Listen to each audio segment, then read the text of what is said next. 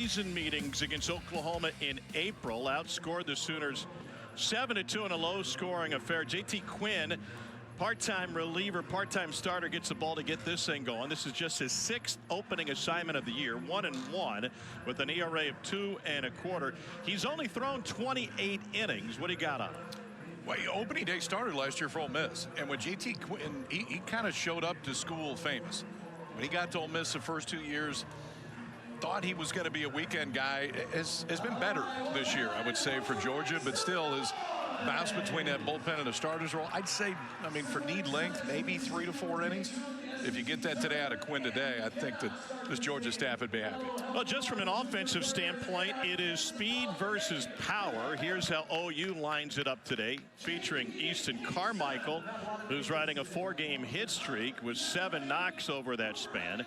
OU loves to run and try and create chaos. Second in the SEC, 110 stolen bases on the year. And they'll try to run against Henry Hunter and this Georgia staff. Beautiful night to get things started. We got 2 ahead of us before the lights get turned off at the Hoover Met for another day. 28th season for the SEC tournament here at this beautiful ballpark in the rolling hills of central Alabama. Quinn's first pitch is upstairs. Eddie Newsom's got the plate for this SEC crew.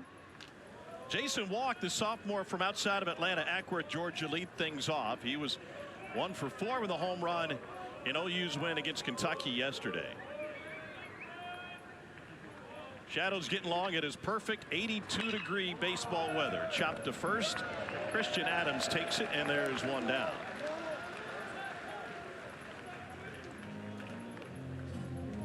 Georgia has lost 5 straight SEC tournament games, second longest active streak behind Missouri. Meanwhile, OU is, Kyle, never lost in this tournament. No. Ever. They're on a heater right now. Here's Trey Gamble. The Sooners won the Big 12 tournament 3 times in their previous conference. They made it to the championship game last year against Oklahoma State. And a curveball misses low and in to Gamble. And a count 1-0. See 2 different breaking balls from JT Quinn. He'll show you a slider and a curveball against right-handers. He's actually thrown more sliders this year than fastballs. Against lefties, it's more fastball heavy, and we've already seen that fastball into the mid-90s. And that one's humming in at 96 into the top of the zone. 1-1. Yeah, a little bit more rosin because maybe that 96 can go to 98. Gamble was 2 for 12 in the series at Foley Field in Athens. He's a very patient hitter typically as he fouls this one off. 3rd in the league in walks. And 12th in the conference in on-base percentage.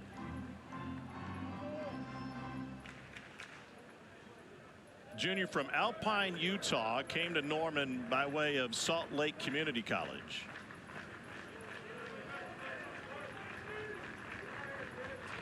And the breaking ball misses low.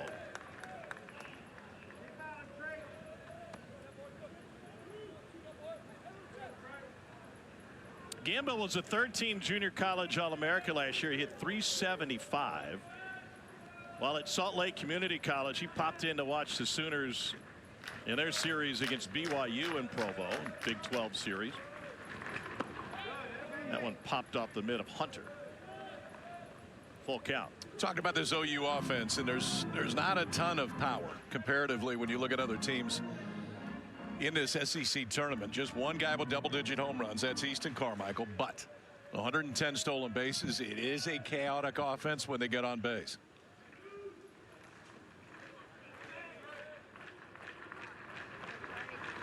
Payoff is at the lower end of the zone at 97, and Gamble caught looking.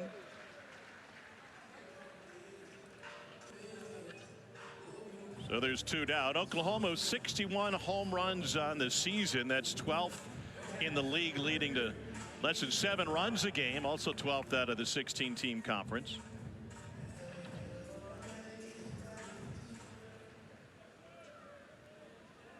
.455 slugging has the same ranking. Easton Carmichael looks at a breaking ball low. 1-0. Junior out of Prosper, Texas.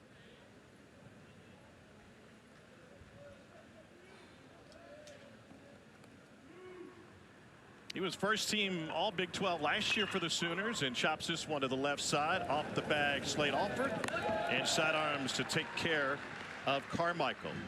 And a 1-2-3 framework by J.T. Quinn. Georgia will send most powerful offense in the country to the plate in a moment. Speed, it's power, power, and power.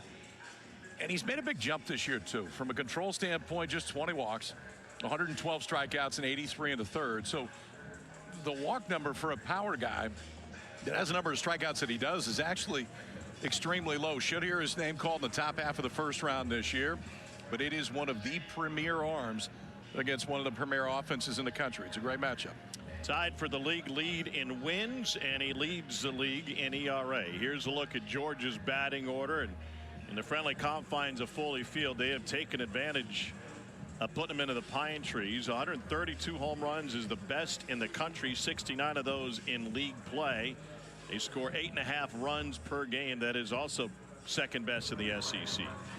And Slade Alford is in the leadoff spot for him. With Trey Phelps hitting second. Phelps already connected for a home run against Witherspoon. And you got to be careful with Alford. He's got 17 home runs on this season. 3 times he's hit a leadoff home run.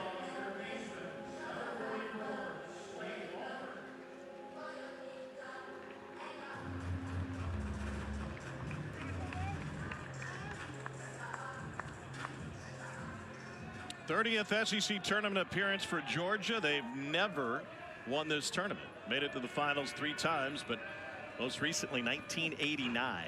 And Alford fouls back the first. He was looking for his 4th leadoff home run. And maybe not your typical leadoff hitter. Alford just 2 stolen bases this year. Has walked 36 times and has 17 home runs. Transferred in from Mississippi State. He has started every game for the Dogs the last 2 years. Witherspoon misses with the breaking ball, 1-1.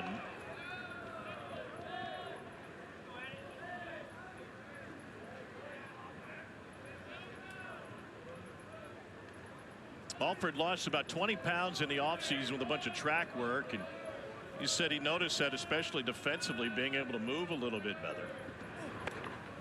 Now 1-2. In addition, he's putting up career numbers. OPS is tied his career high for home runs, and his K rate is down. It's a little over 3%. Wes Johnson, second season head man in Athens. National seed last year, trying to repeat it this season, and that's likely. And a swing and a miss on the breaking ball from Witherspoon, 1 down.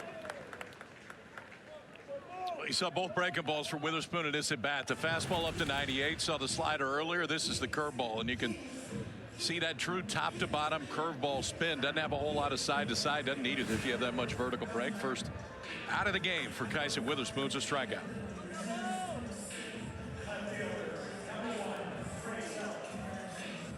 Then it brings Trey Phelps to the plate. 8 home runs on the season for the sophomore from Atlanta.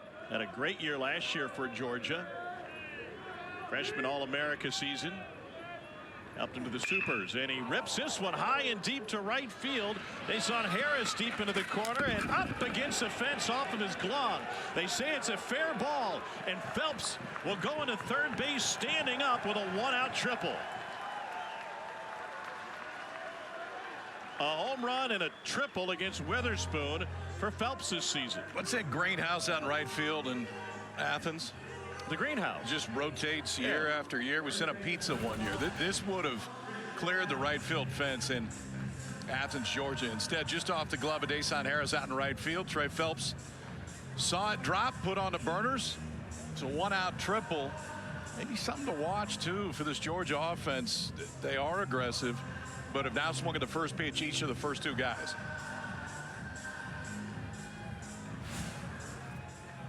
See if Christian Adams continues that.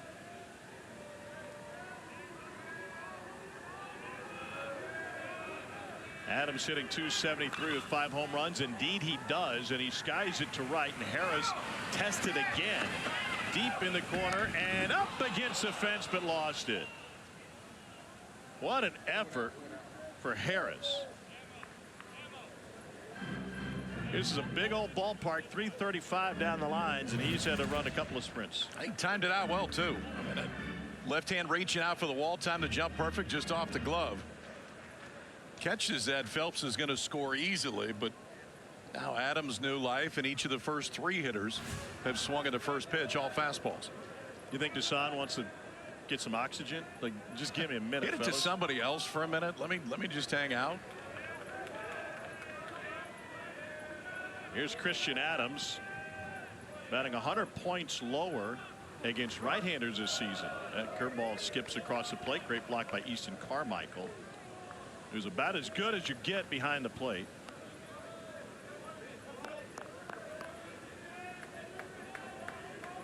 Saved a run by putting his chest on that one. 1-0, pardon me, 1-1 to Adams after the long fly ball.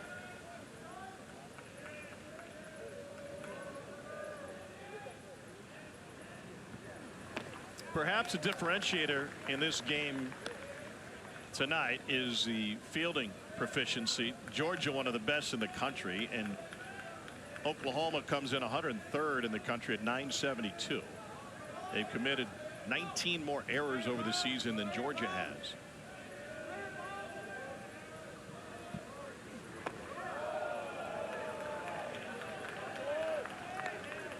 That was close, 2-2. That looks like a changeup. Witherspoon really hadn't thrown that much at all this year, but back-to-back at 90 miles an hour. And Adams out in front of the first one, just took that one off the plate.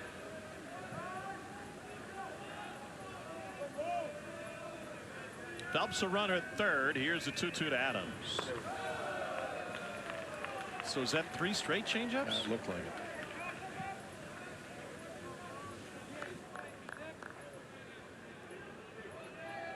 Full count to Adams. He was 0 for 3 in the series against Oklahoma earlier this year.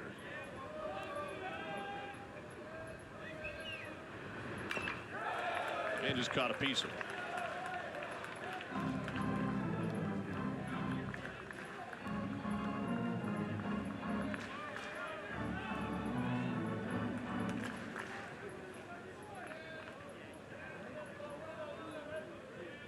Witherspoon went 7 innings, struck out 8, and walked 2 in his matchup head-to-head with Georgia a month ago. Here's the payoff. And a swing and a miss on the breaking ball. There's a cutter that you're not going to see very often in college baseball. 90 miles an hour, has a little bit of depth, too. It's not just side to side. So slider, cutter, curveball, and a fastball at 98. Now he's showing you a few changeups today, too. But spot third base, less than 2 outs. You're thinking strikeout, especially after that ball was dropped. Now, ultimately, it's a good thing that it wasn't caught in right field, because that would have scored the run. Strikeout now with 2 outs and a runner on third. Here's Colby Branch, and he swings at the first, and long run for Carmichael. It's into row 4. It's a couple sections over from where the Branch parents are sitting. It's all in the family once again tonight. Kyle Branch starting at second base.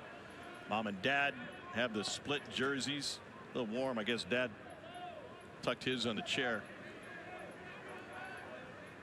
Colby's hitting 300 with 13 home runs. This series in Athens a month ago was the first time they ever went head-to-head, aside from ping pong battles and wiffle ball and everything that they did growing up as competitors.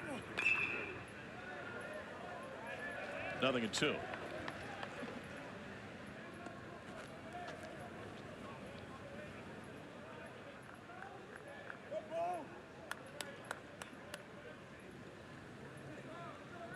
Mom told Colby that they were best friends until about 10 years old, and that's when the brothers realized that there's a winner and a loser to everything. And Colby said, well, that's when things started to get a little chippy.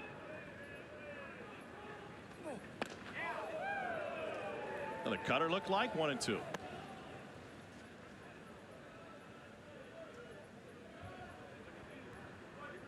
Mom Carey, Dad Rusty.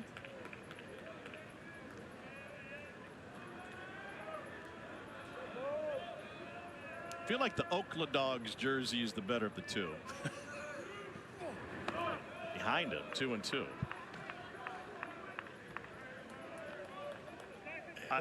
They switched it up. from the previous series? No. You got the Oakland Dogs and the, what is it? Owners. Is that the other one? Is Bulldogs. Just missed 3-2.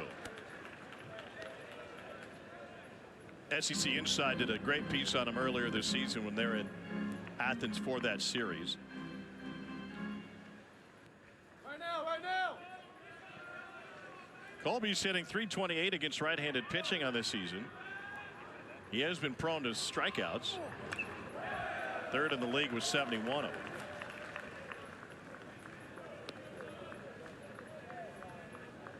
See that confidence from Witherspoon too, and pitches other than the fastball. You get a 97, 98 mile an hour fastball, and 3-2 count right there to Branch, and comes with a slider. Yeah, he hasn't thrown that. That's a straight four-seamer, I presume. That was a slider. Yeah, there, but the 97. Yeah. We haven't seen that much. And this one's lifted into center. Jason Walk is there and puts it away. Kason Witherspoon works his way around the one-out Trey Phelps triple, and we got no score headed to the second. Announced this afternoon. Then a first pitch strike into Jackson Willits. Guy that had been a pitching coach for 3 different teams in this league. Mississippi State, Arkansas. Pitching coach in the big leagues for the Twins. Left in the middle of the season, came back to go to LSU, won a national championship, and now first 2 years at Georgia has been outstanding. Must be doing well. Since he arrived in Athens, received not 1 but 2 raises. He was being paid reportedly $1 million this year. That was after a $300,000 raise and 1-year extension after last season. That ranked tied for 10th among SEC coaches. 2-1 now to Willits, and there's one SEC opening that we're aware of, and this is the time of year where the coaching carousel starts spinning, so Josh Brooks locked them up.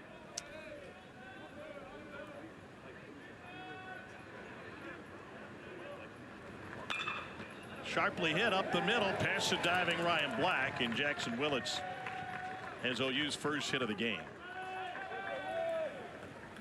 You like that move by the AD to get your guy locked up with your national seed back-to-back years? Now's the time to do it. Mississippi State's already made a move. You know that they're going to be on the market. I think it's safe to assume there may be another big-time names from a school standpoint that'll be looking, and you don't want him leaving Athens, that's for sure. They revamped the stadium. The crowds have been fantastic, and they've been winning. Here's Dayton Taki Jr. from Fort Worth. Great to see him back in the lineup yesterday. He was injured in the series at Georgia and hadn't played until the opener against Kentucky. Suffered a hairline fracture and a slide into second. The tail end of a 4-for-4, 2-home run, 5 RBI day. That was game 1 of the series. Taki came back with 0-for-4 yesterday. 5-1 Oklahoma win against Kentucky.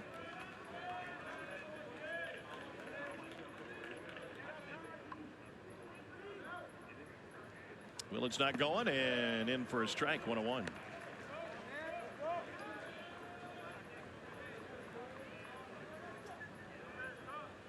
What's a fair expectation for JT Quinn in terms of length tonight? 50 pitches. I mean, I think if you could get him through the 3rd, potentially through the 4th, that'd be pretty good news for Georgia. Oh, and the pickup attempt gets away. Willits will get to second easily as the ball went up against the tarp, and this #1 example of the chaos that Oklahoma hopes to produce. It's not always just stolen bases too. And we told you they've stolen 110 of them this year. Jackson Willits is 14 of 14. You force more throws over, you force pitchers to be quicker to home plate, and ultimately you force more opportunities where mistakes can be made.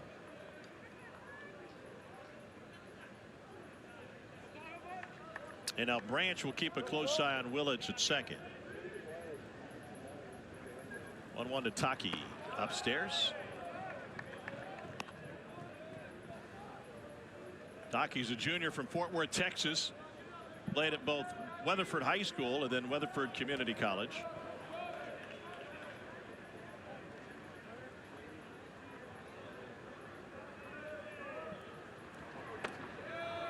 caught the edge at 98, 2-2. Taki didn't think so, but if Quinn can hit that one, he's going to have a good night. I was thinking the same thing. Yeah, if he can go glove side fastball to left-handers, because that's not exactly what they're looking for. You're looking for that ball to be out away from the left-handed hitter, and that one just froze Taki. 5 from the left side for the Sooners lineup tonight, and the breaking ball's pulled foul.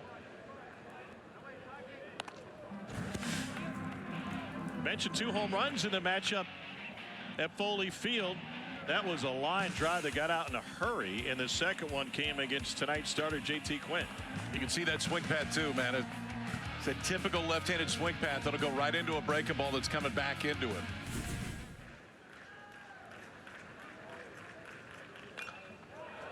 And that one's fouled off.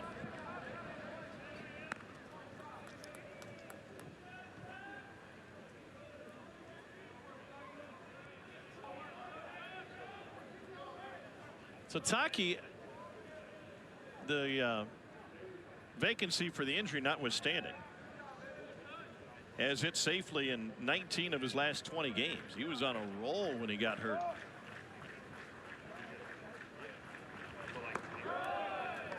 '97 up and away.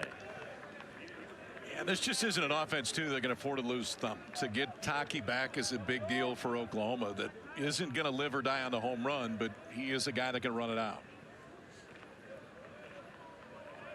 Here's the 8th pitch of the at bat.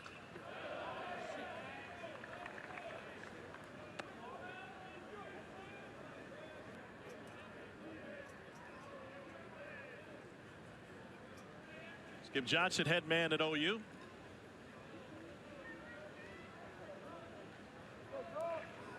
Long-time pitching coach. Here's the payoff, and almost hit him with the breaking ball. You talk about both these guys. In Skip and Wes Johnson, you had 2 that were as well respected as any pitching coach in the entire country. And it's rare to see pitching coaches move into a head coach role. Generally, you're going to see hitting coaches, recruiting coordinators. But both these guys have had great runs. I know Wes just in year 2, but Skip took OU to the finals just a few years ago. It's a decent track record recently for that. Brian O'Connor was a pitching coach when he got the Virginia job. They won the whole thing. Kevin O'Sullivan had a similar background when he got to Florida. Here's Braden Horton, junior first baseman. He's making just his 3rd start against SEC competition. And he squares the bump and pulls it back. Skip's team 6th in the SEC in sacrifice bunts. Still got a little bit of that Augie Garrido influence, huh? Worked all right for Augie. Yep. 1-1.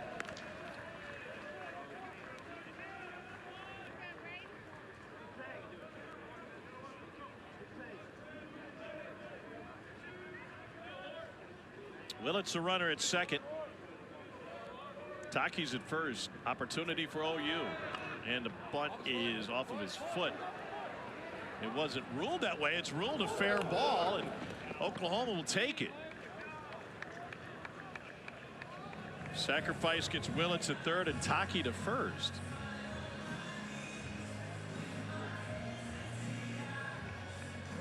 Everybody just kind of froze on it. I think the movement at home plate, by the way that Horton was moving, it at least appeared that this ball hit him because it did. I'm a little bit surprised that West didn't come out and try to challenge that, because it gets you to a 2-strike count, potentially a strikeout away from keeping the double play in order. But you said it, OU will take the outcome.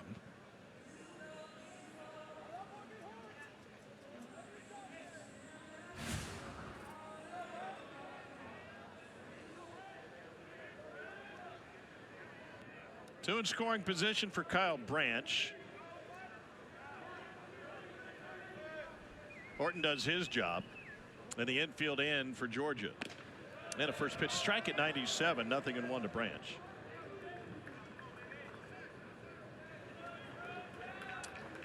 Kyle Branch has had a very consistent season.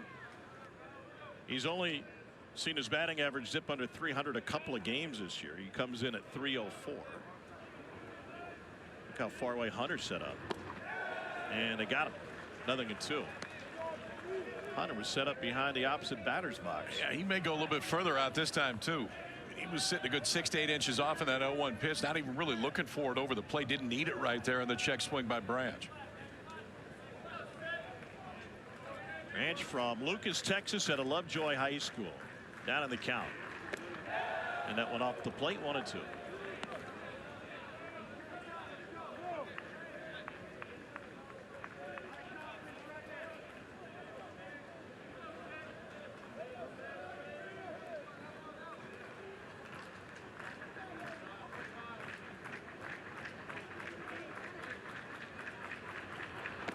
Go right back there, and this time they get the call for out number 2. Pretty consistent when they got a plus count right there. It's freshman right-hander. Quinn just leaned on that slider. 0-2, tried to see if he'd get chased. Didn't. That one caught outside part of the plate for his second strikeout of the game. You can see early, too, glimpses of why JT Quinn was so sought after out of high school. I mean, a fastball's been 95 to 97. Impressive slider right there for the strikeout. Here's Deshaun Harris. He looks at 97 above the letters. Sophomore out of Plano, Texas. Out of Plano East High School.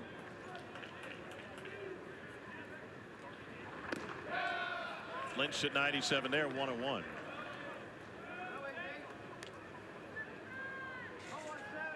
Ten driven in on the season for Harris. He has struggled in league play, only a 167 average against SEC pitching. And there's that glove side fastball again, 1-2.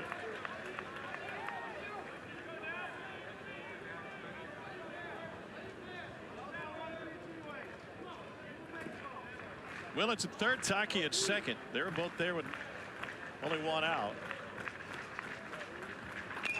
And a chopper right back to the mound. Quinn will pounce on it. Oklahoma threatened, but couldn't do anything with it. First two reach, and they're stranded. We head to the bottom of the second, 0-0. Well, how do you reward a team for a long day at the ballpark? You get the Waffle House order. Oh, scratch that. We're going to change it up.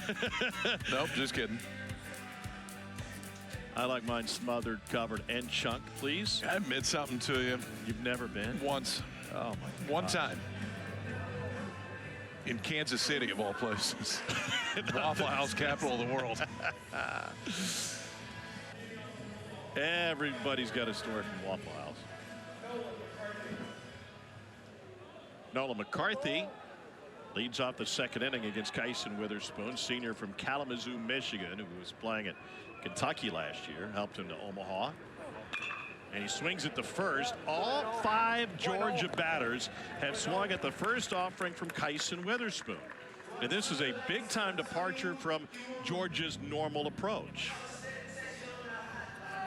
And you got to think it goes back to what the first outing was when Witherspoon was so good. 7 solid innings against him. Today, obviously, a little bit different approach. Swung at all 5 so far. Talking with a SEC coach last night about this matchup, and he just kind of shook his head. He said Witherspoon is really good, and that pitch right there specifically is one that Georgia has had trouble with. The four-seamer up in the zone as Black looks at it for strike 1. Well, Witherspoon was a little bit more pitchable in the first inning. He didn't lean on that a lot. Comes back with a cutter for his strike. So that's a changeup again. He didn't throw one changeup against Georgia his first start. Not one. He's already thrown at least 4 today. Wow.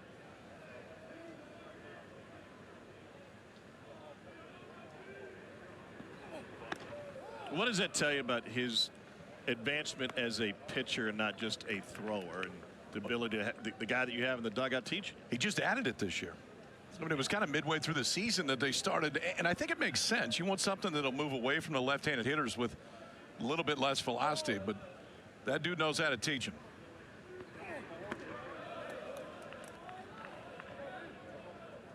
Two balls and 2 strikes.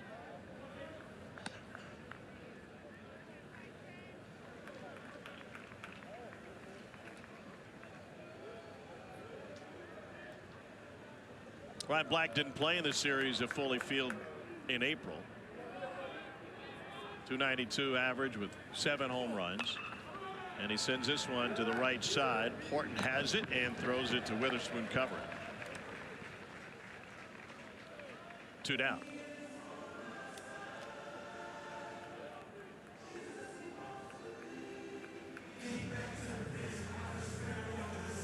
Well, Witherspoon sure does look comfortable, doesn't he? Yeah, what I like too, and he keeps it simplistic. I mean, pitches out of the stretch essentially the entire time. There'll be some heat here today too. Because of where Kyson Witherspoon is projected to go, which is top half of the first round, this is when the GMs start rolling in to get their look at him. MLB draft in Atlanta this year, an All-Star weekend, and Devin Obie looks at that first pitch upstairs, 1-0.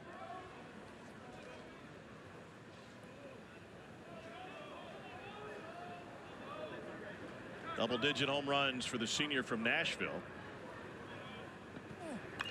Started his career at Duke, graduated from Duke in 3 years, and made his way to the Classic City. Helped him the ACC Tournament Championship last year, and then the Norman Regional. So if you had come and we took that same shot 5-6 years ago, you'd have seen 30 radar guns. Yeah. Everybody would have had him up because they all want to get their own reads. Now they just get the TrackMan report and call it good. I was here a million years ago by David Price and Lance Lynn pitching, I believe, head-to-head, but certainly in the same tournament, and it wasn't just the scouts, but the GMs had their radar guns up too. I need to get my own look at this. Then they'd all turn it sideways and show it to the guy next to him. I mean, that was the scout move.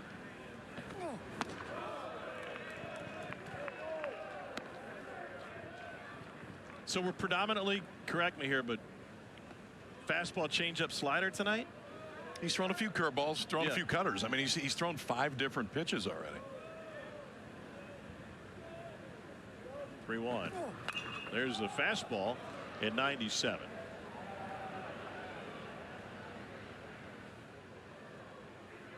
What have you seen as a difference between the changeup and the cutter? Well, just movement. I mean, the changeup's going to move a little bit arm side. The cutter's going to move glove side. Velocity's about the same. I mean, his cutter can act like a de facto changeup against right-handers because it moves away. I like the combination of the two of those just based on whether he's facing a righty or lefty. 3-2 count to Devin Obie.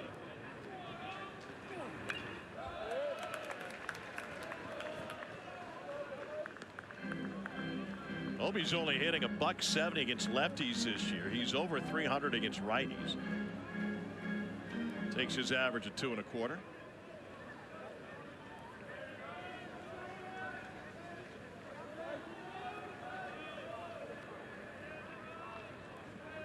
Payoff pitch. Curveball in for strike 3 looking. Kyson Witherspoon is doing Kyson Witherspoon things through 2.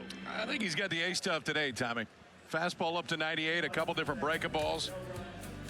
1, 2, 3 second. Ends it with his 3rd strikeout of the day. 2 in the books. Still scoreless.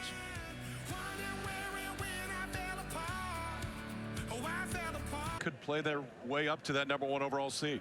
Here's Dawson Willis. Top 8 seeds home through the supers. Obviously, the biggest advantage of being #1 is that you get the number 16 in your super, and if the projections hold, and there'll be plenty of changes, that would be clean old-fashioned hate with a trip to Omaha on the line. And Georgia Tech penciled in at 16.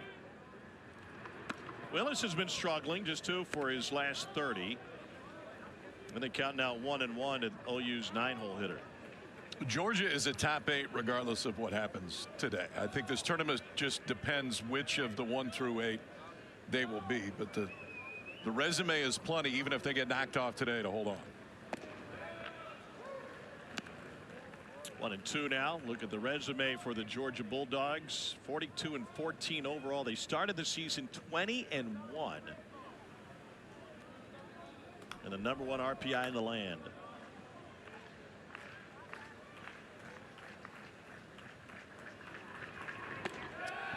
Did he go? He did not. Brian DeBrouwer declines it.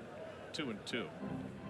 Part of that 20-1 start for Georgia was a 17-game win streak. It was the longest since Georgia's 1908 team went 20-0 against college competition. They lost 2 games against professional teams. To Short. Branch. 1 down.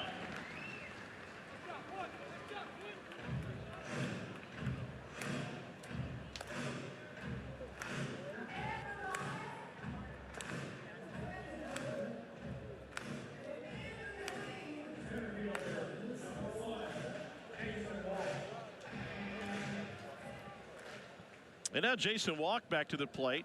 Second plate appearance. He's 0 for 1 on the ground out.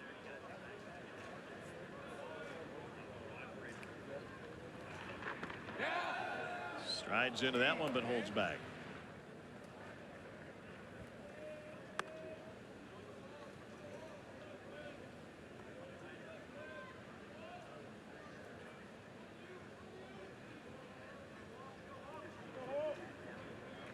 Second year as a starter in Norman, and another breaking ball. This one drops in 1-1.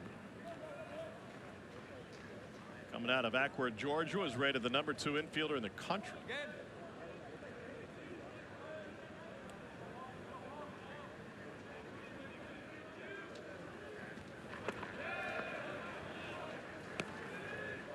See Quinn's comfort level with that slider too. He gets more swing and miss on that with both lefties and righties than he does anything else.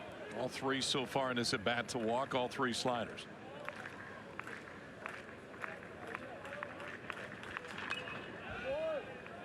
And fouls off 97. Oklahoma comes in after winning against Kentucky yesterday. They lost rivalry series against Texas at home to close the regular season. Prior to that, they got swept at Kentucky, but they won their first series of the month when Ole Miss came to town. 2-2.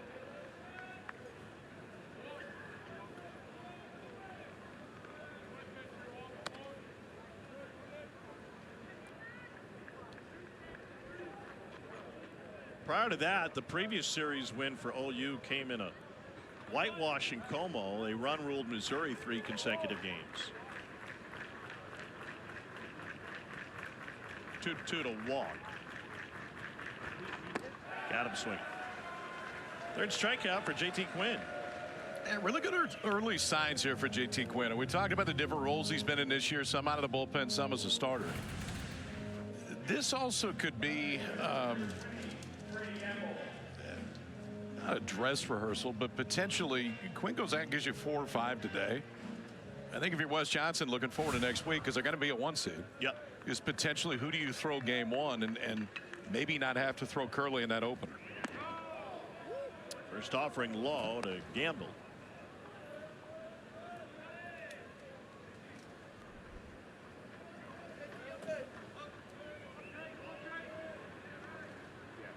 Why didn't you want to call it a dress rehearsal? You ever been in a school play? It's kind of important. I was. They told me I had to roll a Santa one year in the Christmas play. Then Mark Bledsoe showed up the next day and tried out, and I was no longer Santa. I was then the elf. What grade were we searching for? 5th grade. It was devastating. Did you have a gray beard back then? Because I feel like you could have locked it up. 2-1. That's a lock. Yeah, it hurt. Got through it. That was it. Then I was done. I left my elf shoes in the middle of the stage and said, that's it. I'm not doing it again. You kissed the stage on your way out? That was it.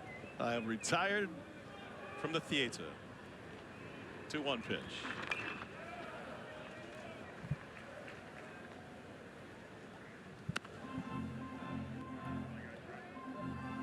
Gamble struck out looking his first time up.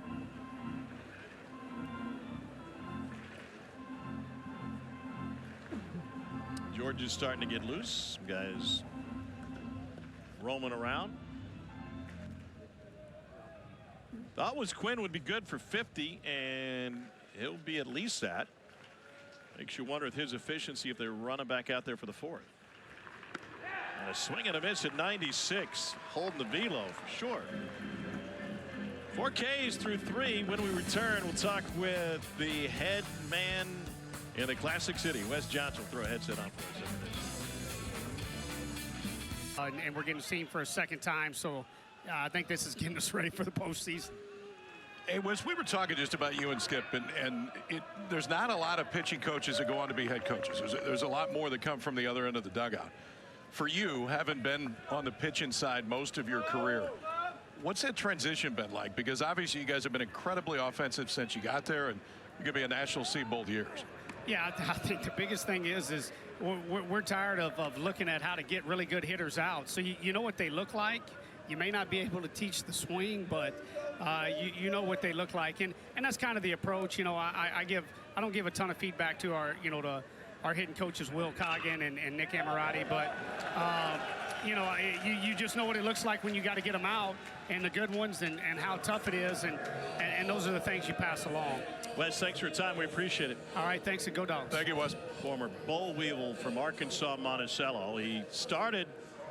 Well, this is his second year at Georgia, but previous head coaching gig was at Abundant Life High School in his hometown of Sherwood, Arkansas in 2007. A pitching coach at every stop since then, including Dallas Baptist, Mississippi State, Arkansas, the Twins, and then that title at LSU that you talked about had a kid by the name of Skeens. It was pretty good. That helps. That helps you be a really good coach. Rylan Zaborowski with a base hit to start off the third. Great to have him back in the Georgia lineup. And here's Henry Hunter now, the 9-hole hitter. Senior out of Grayson, Georgia. Transferred in from UAB. A couple of seasons playing for Casey Dunn just up the street with the Blazers. 0-2. I'm not surprised Wes went there with Kyson. Like he is a pitching coach in his heart. He appreciates elite pitching. Yeah. He's seen plenty of it on his own teams and others. I mean, you know one of the best when you're looking at him, and you know, can appreciate just what Witherspoon has the ability to do. You'd probably wish you're watching him do it to somebody else some days, but it's an offense that can act quick, though. Fifth wild pitch of the season for Witherspoon. If anything has gone wrong, he has had a hard time trying to land that curveball. A couple of times have been up in the zone.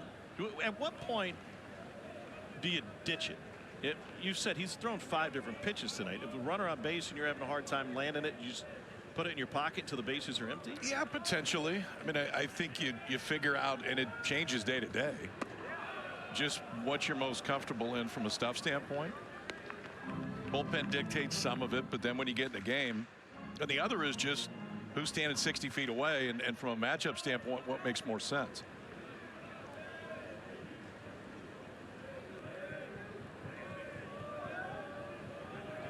Hunter homered in the series against A&M last weekend.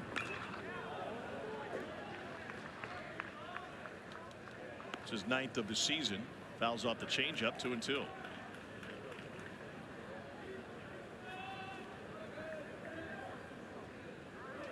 Yep, smells like a baseball.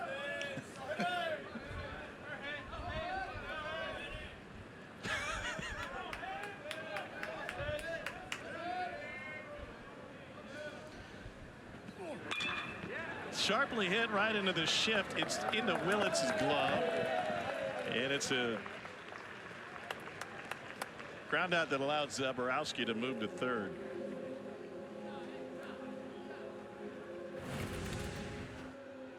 .108 off the bat right here, too.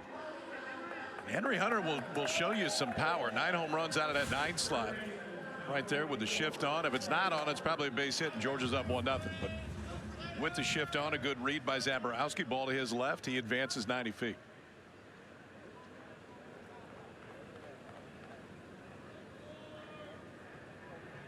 Slade Alford got something in his eyes. OPS over 1,000, 17 home runs, and 8th in the league in ribbies. Got Zaborowski with a very slight lead over at third, 90 feet away. Oh, 96 at the elbow. What do you follow up with after that pitch? Could come back cutter, take a little bit off of it. You know, it crowded him, so maybe create a little bit more room away, but Alford's a pretty good hitter. He is right on top of the plate, too. 2-0.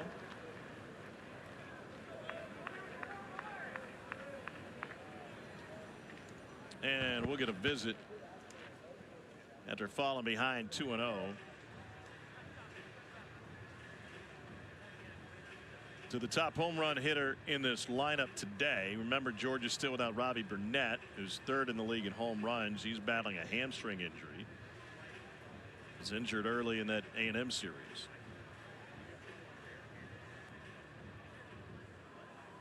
.43 pitches in for Kyson Witherspoon, twin brother Malachi, looking cool. KP, you'd look great in those shoes. It's one of those where I'd try to buy them and they'd just shake their head. Sir, these are not for you. This is not. That would not be a good idea for you, sir. OU has already put a set of twins into the big leagues, the great Minor brothers. 10 sets of twins have made it to Major League Baseball. 2-0.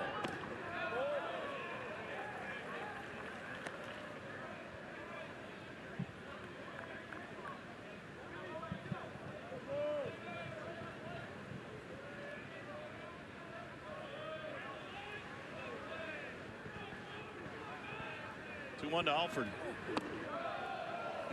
That's a good take, because you got to dial up for 96 to 98. That was a cutter that just missed down right there, but you can see the hand start for Alford, recognized the spin and that it was going to fall out of the zone. Now he's worked it back to a 3-1 advantage. First team all conference versus first team all conference, and it's sent into center field. Walk, drift back. This will be plenty deep enough to bring home Zaborowski. And Georgia strikes first on a sac fly from Slade Alford.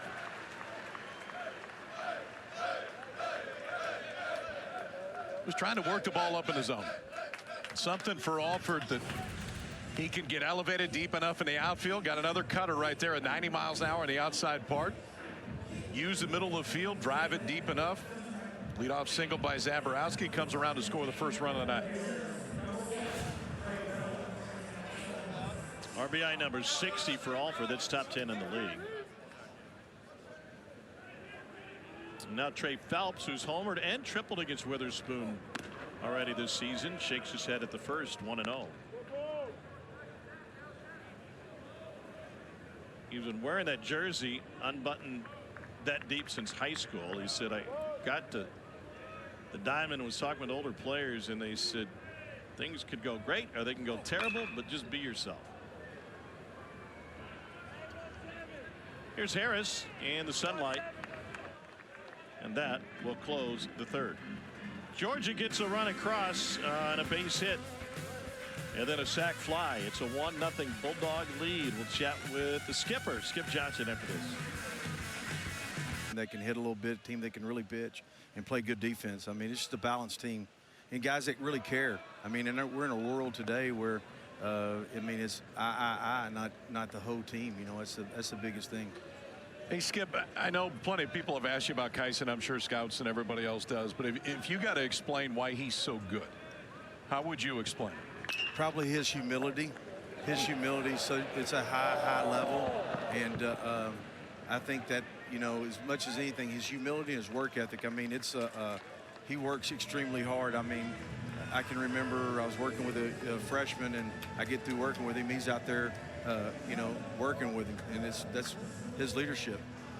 Hey, before we let you go, we're just talking off air about him adding the changeup and kind of perfecting it. How impressive is it, or let me rephrase it, how rare is it to add a pitch like that and have it be that impactful during the season? Well, it's called aptitude, and all the special guys have aptitude. They can pick something up like that. It's pretty amazing. He's like that.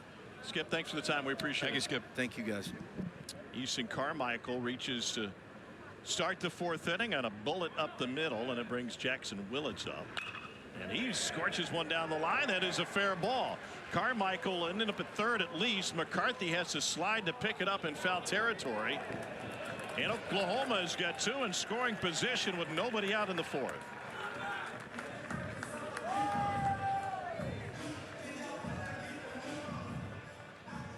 Back-to-back, two pretty good swings by the Sooners right in the middle of this lineup. Carmichael smoked one up the middle. First pitch breaking ball right here. Moving back in towards the barrel of Jackson Willits. Hammers it down that right field line. And this OU offense trying to answer right back. First two of the inning on. Two in scoring position. And we'll see if that Georgia bullpen starts working a little bit quicker right now. Hey, don't hurt. We've been here before. So Dayton Taki at the plate. Alford in on the grass at third, and Taki looks at a first pitch strike. 0-1. Drew a walk in the second. Oklahoma was in the same position with 2 on in the second inning, but left them both stranded.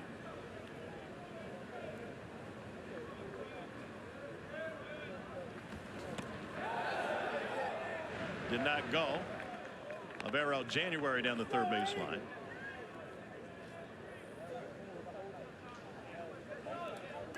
JT Quinn 55 pitches into this one.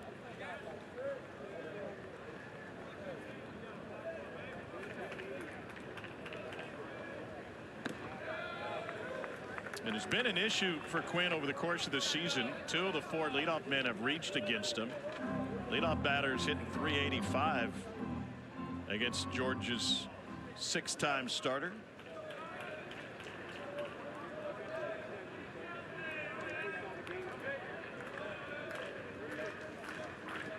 One-two pitch. Got him fishing at 98.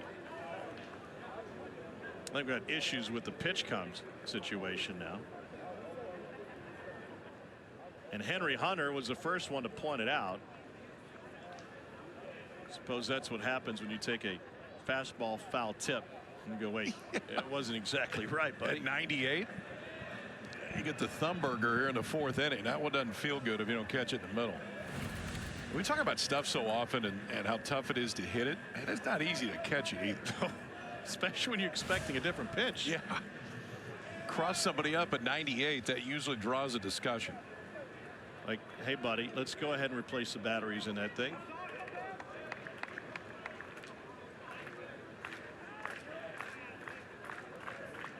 One-two.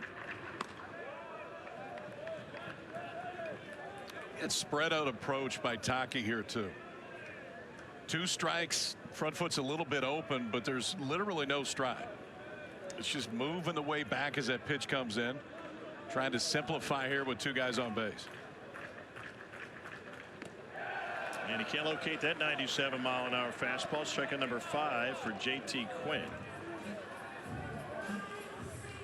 It's got a pretty good arm side run too. 96 to 98 with arm side run. You can see that 2-seamer gets straight through it.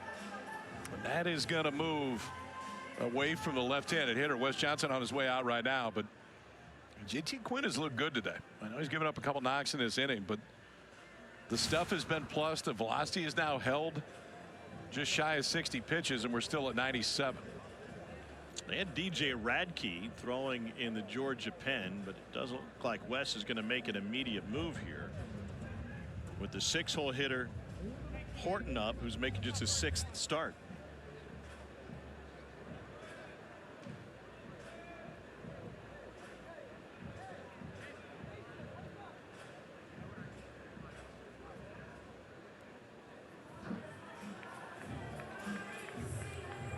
Horton got a sacrifice bunt down last time up.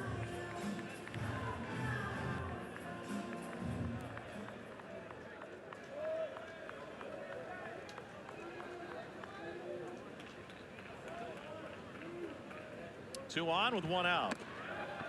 Where is that? I know. That's just crazy. Looked up. 1-0.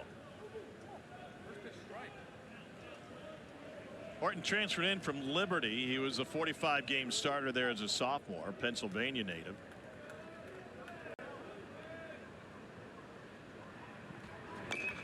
Followed in his uncle's footsteps. Also played at Liberty. His dad Jeremy played football at Slippery Rock. How about the Liberty softball team, by the way? Yeah, heading to a super.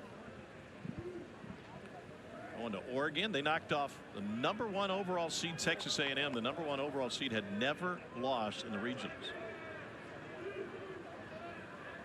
Here's the 1-1.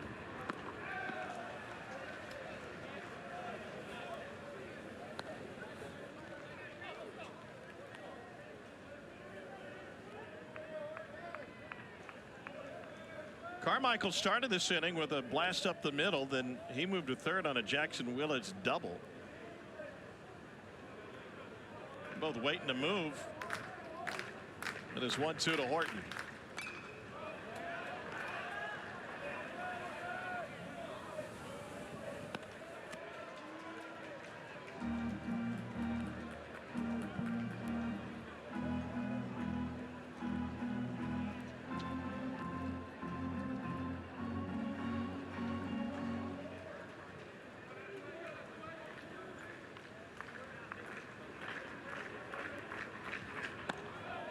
And that's off of the mitt of Hunter, but only travels about 10 feet or so. It is not a comfortable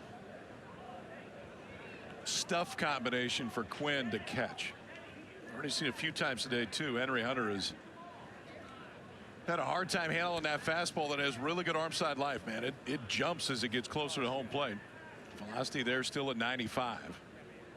Skip is talking with Eddie Newsom, the home plate umpire. Or pardon me, not Skip. I wonder what the discussion here is. I don't know. That's Reggie Willits right there, who runs this OU offense, former big leaguer.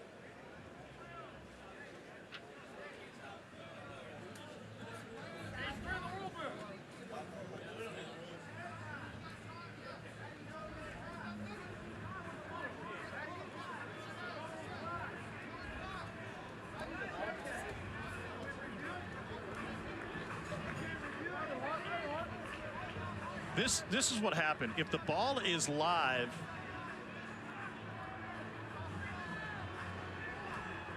is it a warning? This is confusing. Oh, he uses equipment to touch it. That would be extra bases if he uses his mask to touch it. But if it was ruled a dead ball by then it's not an issue. I understand what Willits is talking about now. This should be an Oklahoma run if his mask touched it. Into center. Obi makes a catch. Tagging from third is Carmichael, and the Sooners get a run across. You cannot use your equipment to help you field a ball in play. No, and you could see Reggie Willits, and I think that Skip was saying the same thing. To ultimately fly ball right there, and why does that matter? Well, because if he had used his mask before and the runners advance, that would have scored one, and that fly ball would have scored the second. And Reggie Willits looked like he was saying, yeah, I get it, but there's a guy on third base. If there's nobody on base, you don't care. Right. But with a guy on third base, that was the point of, no, you can't. And for Can't use the. He didn't even need to either. The ball wasn't moving. And for some reason, Eddie Newsom said that it was a dead ball. It should not have been a dead ball. It's one thing to not see it or not rule on it, but certainly shouldn't have been a dead ball.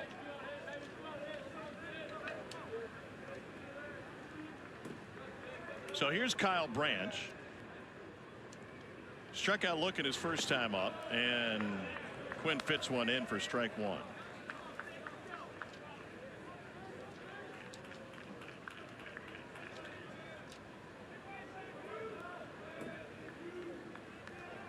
Mom and Dad in the stands.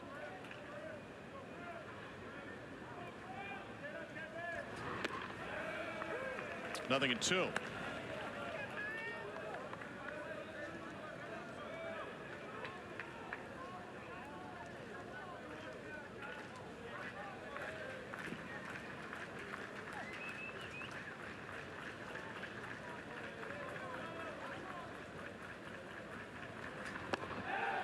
Did he go? No.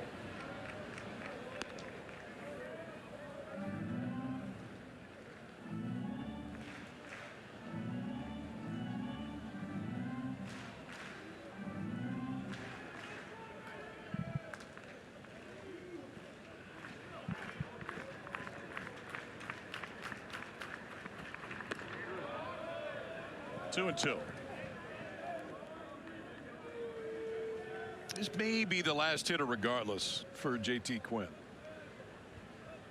And action in the bullpen should be ready to go. That pitch count now with the next pitch will be up at 70 for the right-hander.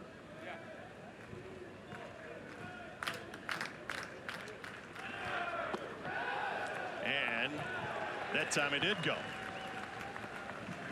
So first two get on, but only one makes it home. And Kyle Branch goes down swinging. His second strikeout of the game. It is the 6th K for JT Quinn tonight.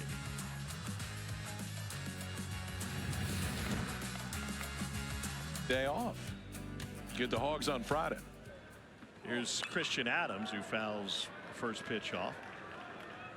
He's 0 for 1 with a strikeout. We are tied at 1. Oklahoma with a single run in the top of the 4th. A little bit of confusion from home plate umpire Eddie Newsom. And this one's lifted into center field. It should have been 2 runs for Oklahoma. We're told that Newsom called it a dead ball as it was picked up by Henry Hunter with his mask. No reason for it to be a dead ball. No reason for it to be timeout. Should have been a 1-base penalty. That would have scored Carmichael and put Willits at third before the sac fly from Braden Horton. Yeah, it's interesting behind the play because you didn't. The ball was essentially not moving by the time he got over there. So, but the rule's a rule. If you use the mask to assist in grabbing a ball before the ball's out of play, from a base runner standpoint, it's essentially a balk. Everybody advances. Cannot use detached equipment, mask, cap, or even a detached glove to touch a pitched ball. That's Rule 506B3E. You want to go that deep. 0-1 to Colby Branch. And a fastball at the knees. 1-1. Colby 0 for 1 with a pop up to center field. Great series when Oklahoma came to Athens in April. Went 5 for 12. 2 of those 5 left the yard.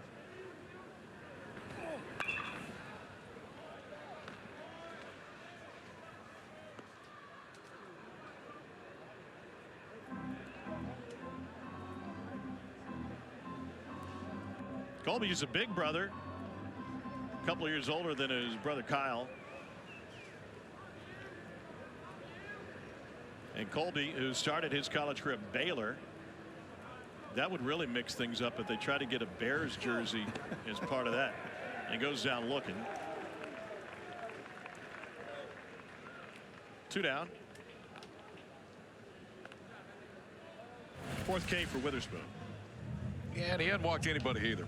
We talked about the jump that Witherspoon has had this year and the ability to control the strike zone and combine that with now just shy of 120 strikeouts this year. That was the slower of the 2 breaking pitches, a curveball that just froze Colby Branch.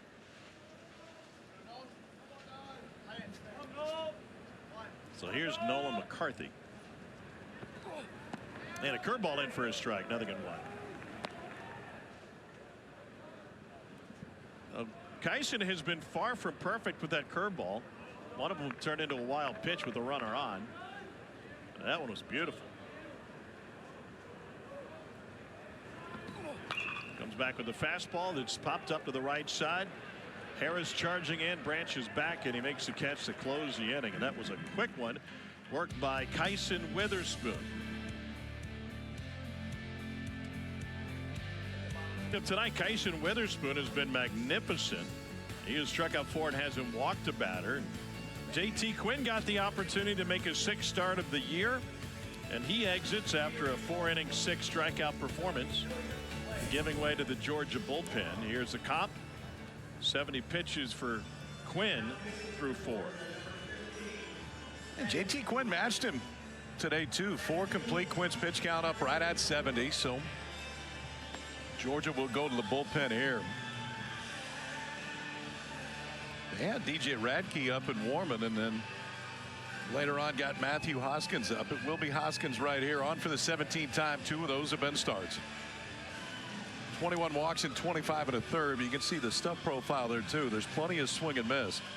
Right-handers whiff percentage on that slider this year right at 50%. Average in college baseball is well below 40. Product out of Duluth, Georgia, Peachtree Ridge High School. Saw action in limited time last year for this Georgia team, which hosted a super regional against Elliott Avent's NC State squad. Here's Harris. He is 0 for 1 of the ground out to first and shows bunt. 3 arms so far today. Everybody's hit 98. That's normal. It's getting to be.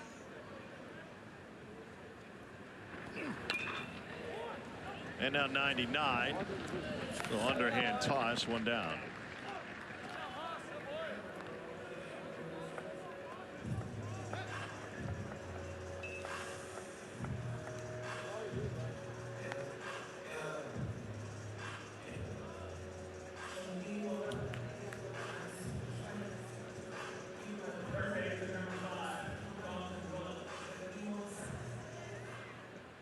Hoskins a couple of years ago made his debut against Presbyterian on the mound, and then 2 weeks later as a hitter. And he hums it in to get ahead in the count to Dawson Willis. Willis 5 home runs and 37 ribbies.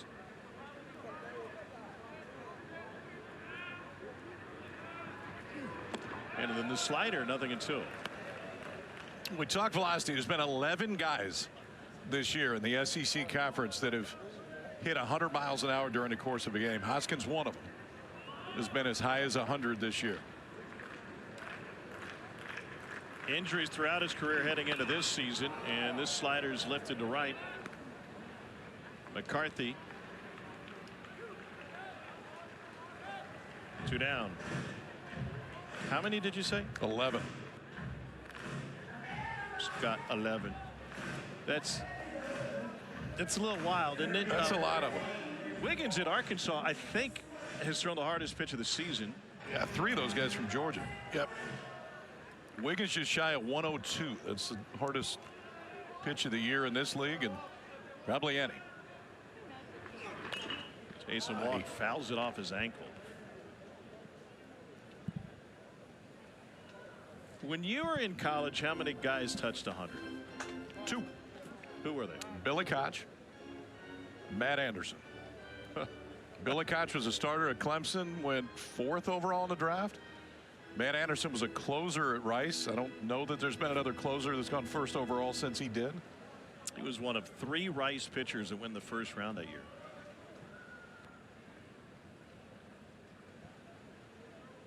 You imagine Wayne Graham just said, reach back and throw it hard.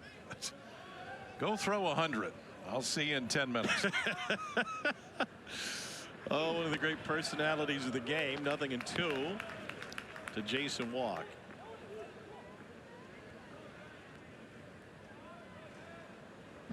Walk with a ground out to first and a strikeout.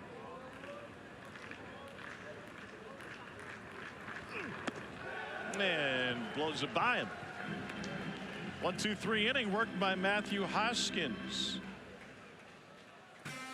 Middle of the 5th in Hoover, Alabama. Postseason.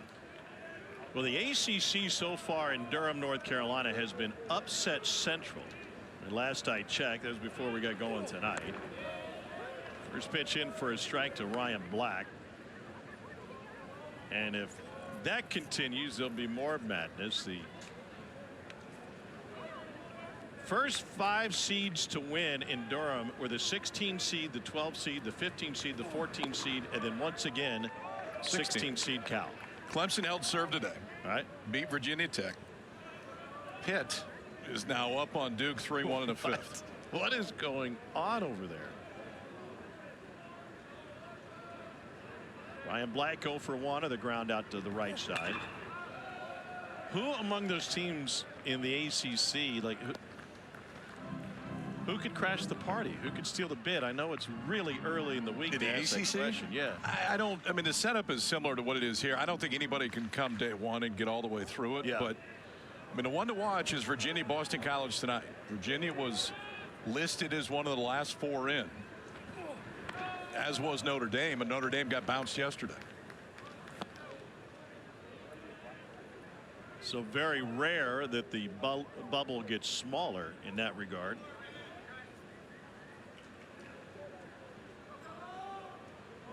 One and two to Black. Tyson Witherspoon on the mound, and that one beats the ship as Black sends it back up the middle for the second leadoff hit of the game for Georgia.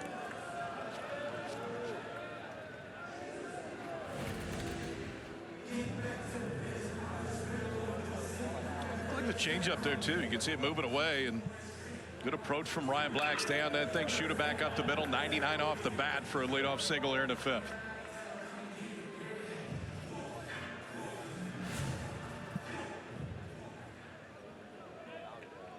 And here's Devin Obie. I got an idea, by the way, speaking of conference tournament weeks. And Obie pops it up. Witherspoon handles it for the out. I know you're not thinking it right there. If he drops it, it's a double play. They could call infield fly in a bunt. They could, but they weren't going to in that situation. But theoretically, you could. I've seen it happen at the big league level, but not in college. But yeah, that would have been a perfect candidate. Why not try it, right? Yeah. Make him make the call.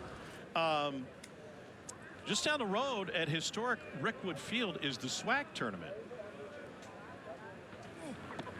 What are you doing tomorrow? We'll go to Rickwood? I'll go with you. Yeah. It's the oldest in-use ballpark in the country. Professional ballpark, I suppose, to clarify. Longtime home of the Birmingham Black Barons, and they played a big league game there. That was just last year, wasn't it? I believe it was last year, yeah. 0-2 now to Rylan Zaborowski, who's burst on the scene this season with Georgia. 16 home runs, 6th in the league in RBI. This dude can fill up a batter's box, can he? Yeah, for Georgia, I mean, they're happy to have him back in there. The final 2 games of their last series, Zaborowski was kind of the story of the first half offensively, or at least one of them in the country. Transfer from Miami of Ohio put up huge early power numbers. Suffered an elbow injury while playing first base, and that cost him some time. Started his college career at Grand Canyon, then the JUCO route, then Miami of Ohio for a couple of seasons. He led the MAC in home runs his first year at Miami.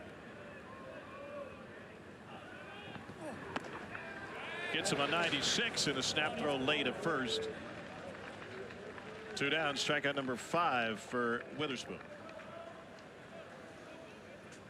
Well, you had talked about the difficulty Georgia would have with that elevated four-seamer.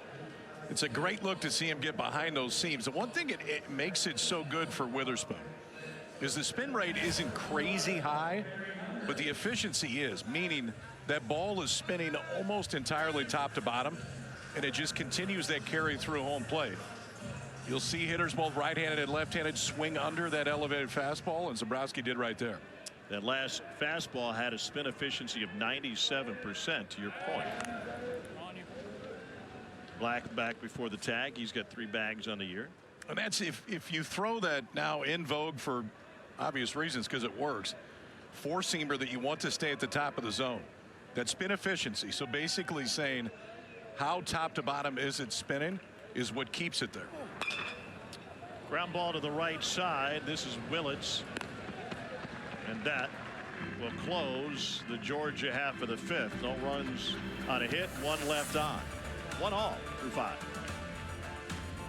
He's now facing Matthew Hoskins. Came out of the Georgia pen blowing cheese. And he starts him off with a slider.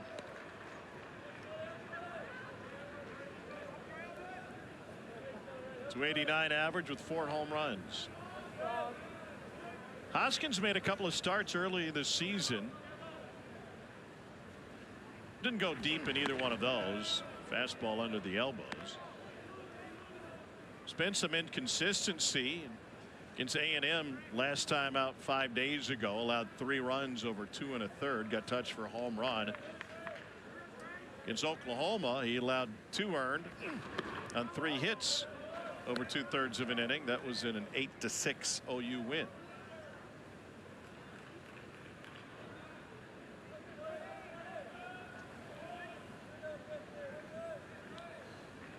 Two and one to Gamble.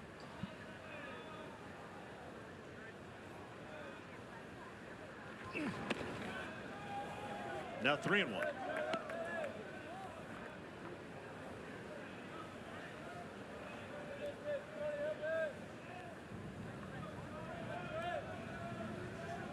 Maybe Eric Hammond just kind of hanging out. That one finds the hole on the right side. Gamble's got his first hit of the game.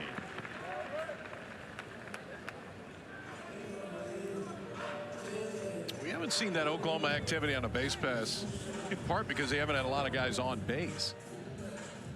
One inning he had 2 guys out. It was second and third, nobody out. But they usually don't sit at first base for long. Gamble on the year, 11 of 13 in stolen bases.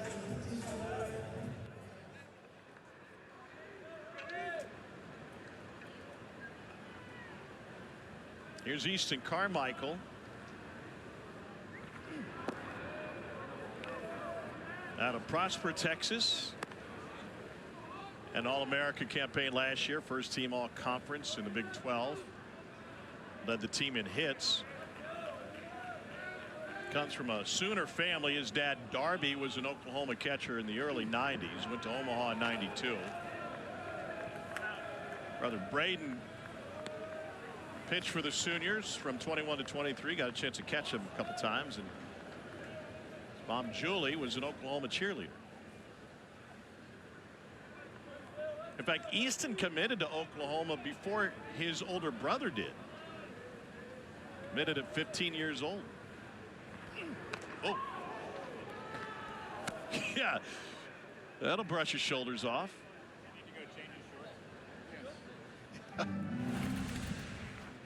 97 with arm side run. That'll get you spinning out of there about as quick as you can. I got a quick trip to the mound from Henry Hunter. Leadoff single. Now 3-0 count to Carmichael with Jackson Willits waiting on deck.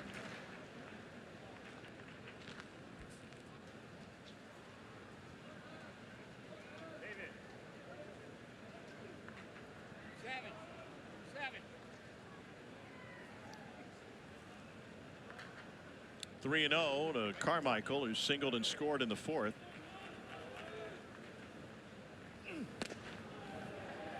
And he walks him. It's a 4-pitch walk.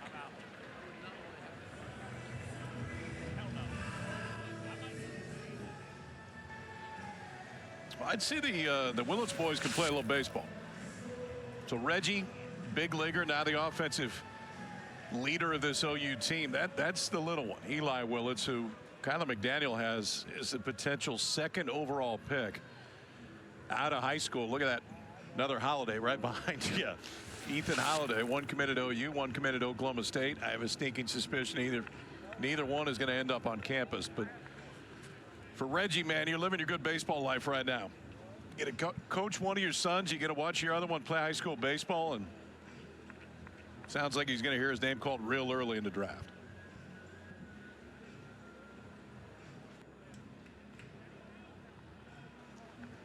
He's going to leave Hoskins in the game after the 4-pitch walk to Carmichael.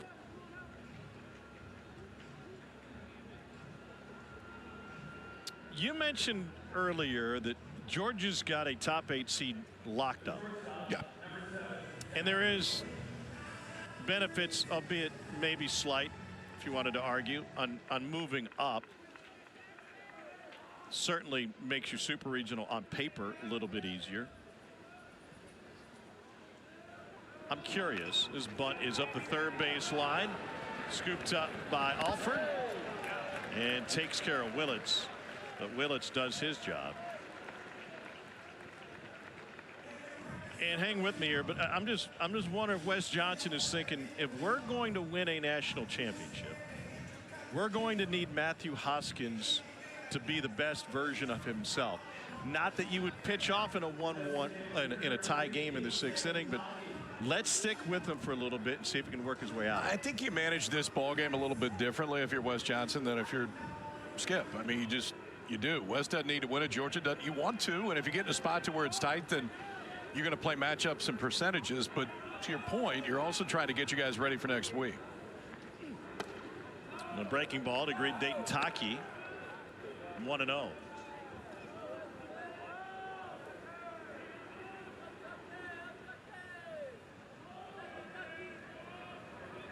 We heard Skip talk about what it takes to win and make it to Omaha and win a national championship. Georgia was the first SEC school to win one in 1990. Yeah, I'll just ask you this question. Is Georgia good enough to win a national title this year? Yeah. Yeah, they are. I think what would get interesting is how the ballpark plays, because it relies so much on the home run.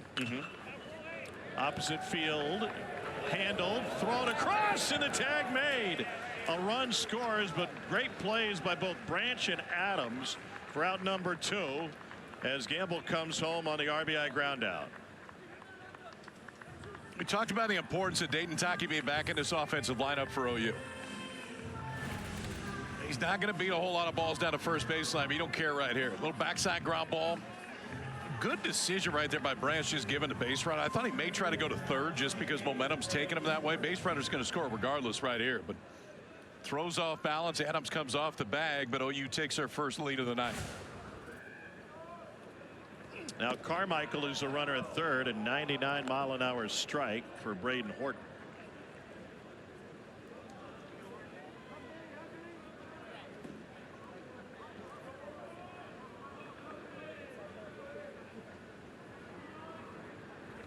Taki's got a ribby. Oh, right up the middle. And a base hit for Horton extends the OU lead. His second ribby for Horton, scoring Carmichael. The first 2 guys on in the inning. Jackson Willits comes up, drops down his first sack bunt of the year, and then the next 2 do their job. Infield ground ball scores the first. Now good 2-out hitting right here from Horton. Got a first pitch slider right there. Right back up the box, and OU's put 2 on the board here in the 6th. So now Kyle Branch, OU 2 for 7 with runners in scoring position tonight.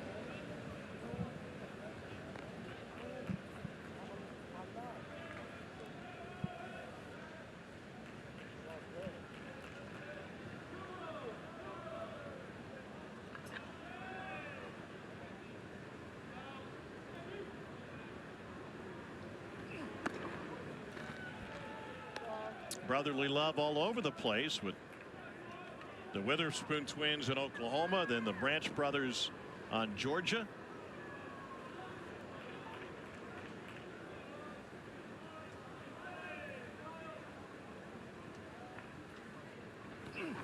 Perhaps the best set of twins were the Wayner twins. They're from Harrah, Oklahoma. They're only set of twins in the Baseball Hall of Fame. They played together with the Pirates in the late 20s to 1940. Paul and Lloyd, better known as Big Poison and Little Poison. That one gets away, and Adams has to track it down to the tarp. Another error on a failed pickoff attempt. This one puts Horton at second. Never forget old Big Poison and Little Poison, will you? Well, Lloyd was Little Poison. Oh. He was, I think, like 5'4". You know how they got the nicknames, don't you? I don't. You're playing a game in Brooklyn, and there was a fan on the street outside the ballpark, and he was commenting on the Wayners walking out of the clubhouse. Notice that one of the brothers was bigger than the other, so he called, there's Big Poison and there's Little Poison. And it stuck. And the accent stuck.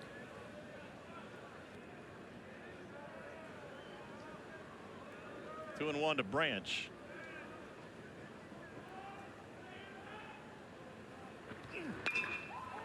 Into right field. McCarthy's got plenty of space. Error doesn't hurt. But Oklahoma puts 2 on to start the inning. They both come home 2 runs on a pair of hits, 1 error and 1 left.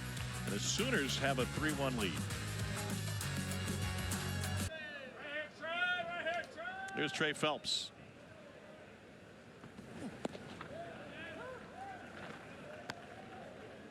Tyson Witherspoon ahead in the count, 0-1.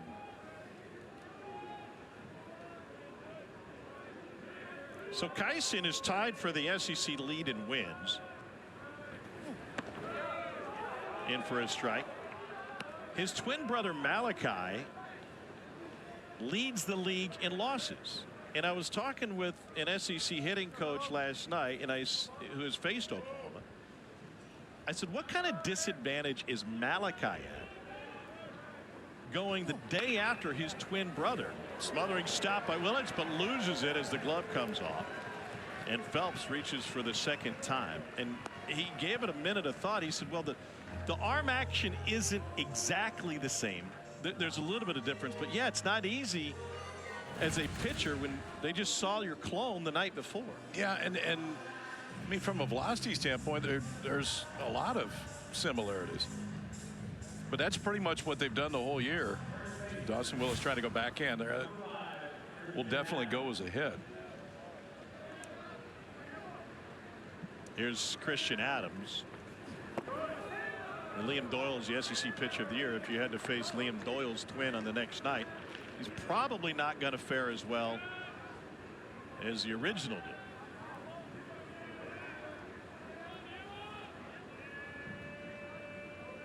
Adams is 0 for 2 with a strikeout and a pop-up.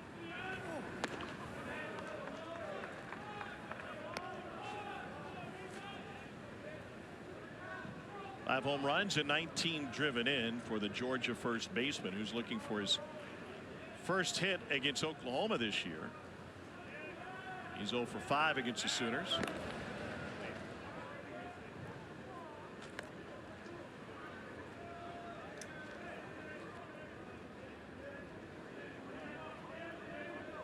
Kyson was a top shortstop at Fletcher High School in Neptune Beach, Florida. Started his college career at Northwest Florida State with his brother.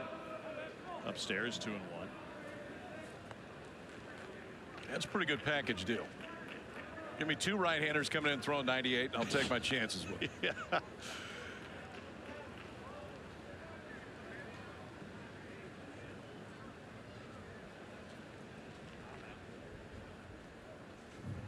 And 75 pitches in. Jim Johnson out with count 2-1 to Christian Adams.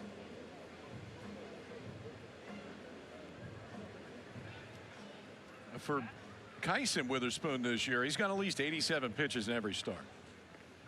Last time out went over 100 pitches. He's done that 6 times. So, KP, sir, what's all this stuff on the ground? Out in the bullpen? Yeah. Well, we got weighted balls. I mean, for sure. We've got a yard sale going on. Yeah, I mean, you gotta pick your stuff. There's your roller. We got a There's suitcase with stuff in it. Yep. That's where you keep the cookies usually. You got your never know when you're going to need those. Are there any pineapples over there? No, I don't see those. We got some weighted balls. We've got a roller, which, I mean, it's a little untidy. That's kind of my point. 2-2 after the visit.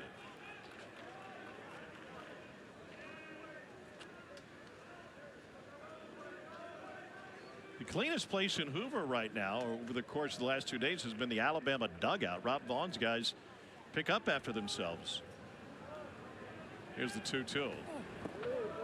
Stopped by Carmichael. Saves another 90 feet.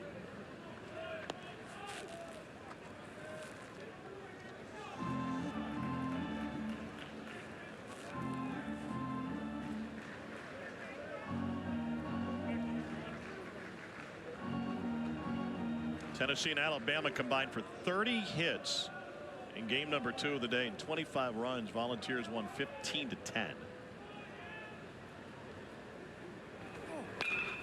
Yanked foul.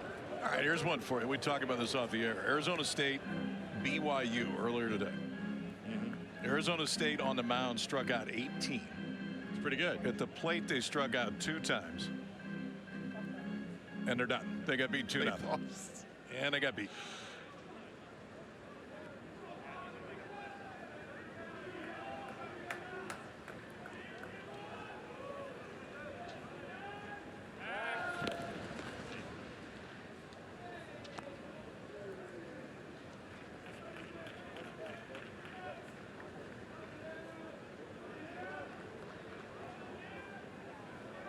Here's the 79th pitch of the game from Kyson Witherspoon. Bounced up the middle, chance for two, kick of the bag, and Willits takes care of it. Oklahoma, one of the top double play teams in the SEC, and Jackson Willits says, I got your back, Kyson Witherspoon. Positioned perfectly, 6-3 to end the frame.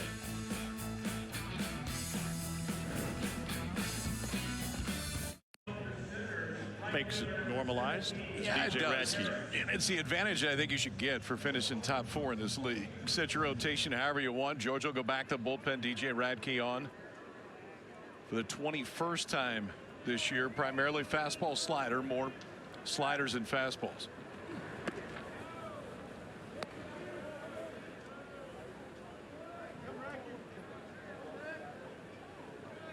Harris is 0 for 2 with a couple of ground outs. Hoskins worked 2 innings, only walked 1, and struck out run. Got tagged for a couple of runs on 2 hits.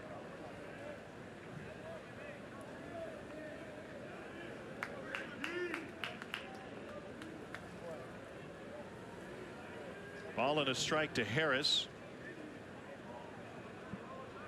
He is 1 for 12 against Georgia pitching this year. And ahead they count now 2-1 for Deshaun Harris.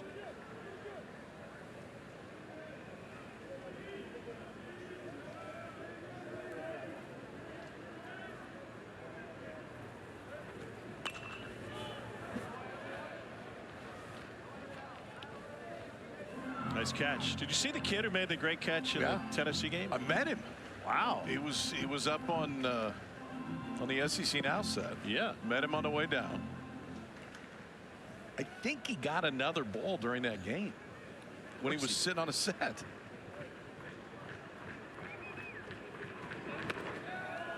Waved at 94. 1 down. Did he ask you to sign the ball that he had? No. Huh. Yeah, look at this catch too. I mean, he told me, he's like, I was worried that the big guy in front of me was going to catch it. And we got to show it off. You don't drop the drink. That'll get you on set. That's all you got to do. First pitch strike to Dawson Willis.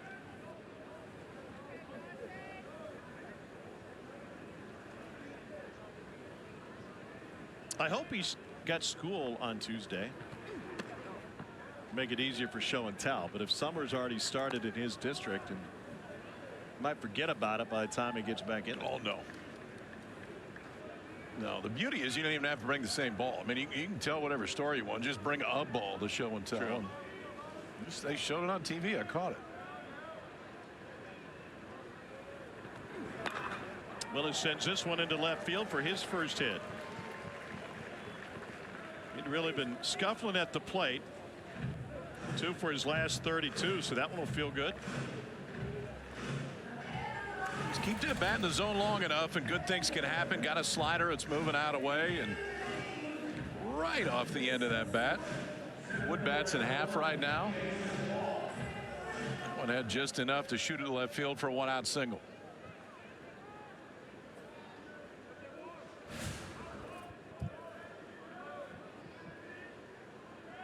There's Jason Walk.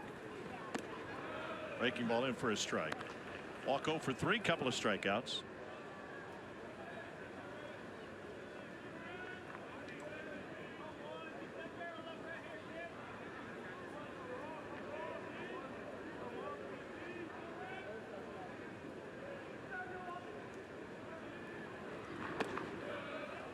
'95.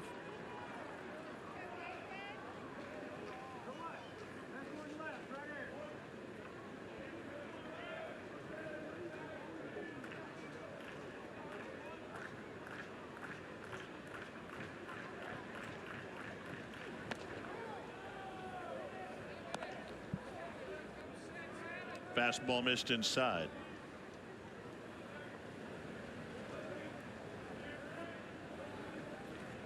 Action count here on first.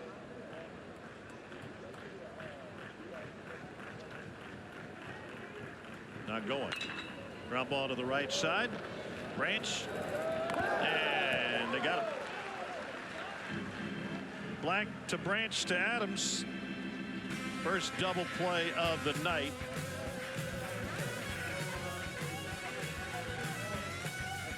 Matt, and bright lights ahead for Kyson Witherspoon if he continues on this trajectory. Skip Johnson has coached a handful of first rounders. Yeah, Clayton Kershaw just would come to him in the offseason. So I actually didn't coach him in high school, but Chance Ruffin, Taylor Youngman, Corey Knebel all at Texas, and then Kate Cavalli and Kate Horton his time at OU, both those last two in the big leagues right now. Kate Horton got a call earlier this year, and I have a feeling that Mr. Witherspoon's going to get that same call here in the next couple of years himself. Colby Branch leads off the 7th. And this one will reach the seats. Once he gets drafted, how quickly, and obviously depends on the organization, but where would you rate Witherspoon's stuff in terms of being big league ready now? He's close. I think, I mean, we talked to Skip about this earlier today. The changeup is going to be interesting to see what they do in pro ball, because you get into the minor leagues, they don't care if you win. It's about developing you and getting you ready for the big leagues. And sometimes if you're working on a pitch, the mandate comes down, listen, you're going to throw it 15 to 20 times tonight. I don't care what happens, but we're going to use it tonight. You can't do that in college because it's results oriented. So it could be something they do if they want to see if that changeup can develop to where. Here's Willis at third. Branch retired. Have him throw that pitch a little bit more, but I mean, he shows you what you want to see in a big league starter. Controls the strike zone. He hasn't walked anybody tonight. The breaking balls all play. There's some difference between them. Every once in a while, you worry about, cutter, slider, curveball. Do they all meld into one pitch? His don't. There's separation between all of them. So it could be quick if somebody wants to move him. Here's Nolan McCarthy.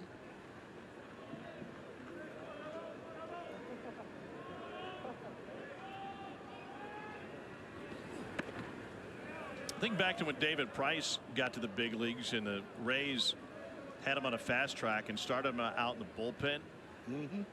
Before he got a little bit of seasoning under his belt. Could you imagine Kyson Witherspoon just pitching 1 inning a night? Well, I think that fastball plays up even more in short stints too. It's still flipping it in there at 97 right now, but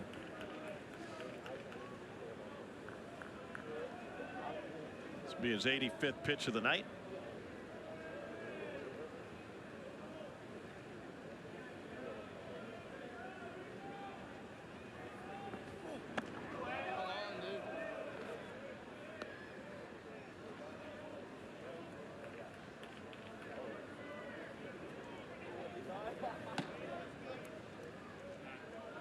Well, they moved the weighted balls.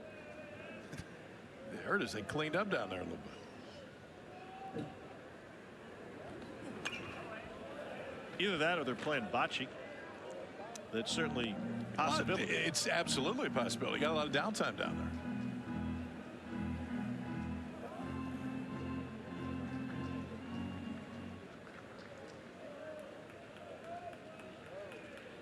McCarthy with a ground out and a pop up. Both have been handled by Branch at second.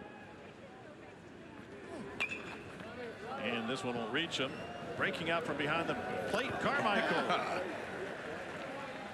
Take that yourself. Your catcher can get to it. It's an easier play because momentum's taking you more into the throw.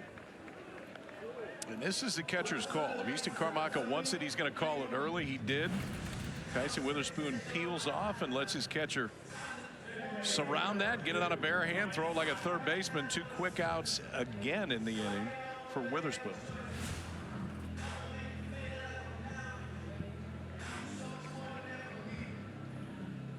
Ryan Black to the plate. He is 1 for 2.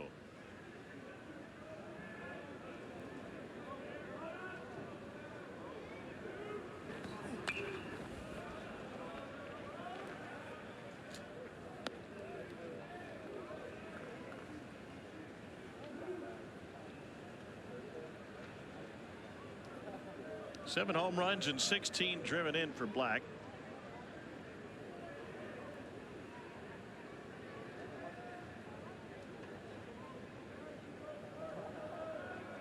Texas native out of Grand Prairie. Spent his first couple of years in college baseball at UT Arlington. Started every game over 2 years at UTA.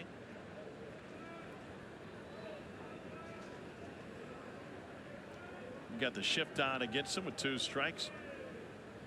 A lot of room on the left side. Chase that one in the dirt. And that will finish it off. Another K for Witherspoon. He's got 6 through 7. And Oklahoma has a 3-1 lead. But you're going to be wrong. So there's no reason to do it. Georgia back to the bullpen. The senior right-hander Brian Zeldin on. A lot of sliders. Fastball loaded mid-90s. The question now is, does OU stay with Witherspoon? There's nobody, at least as of now, looking like they're getting ready to come in the ballgame in that Oklahoma bullpen.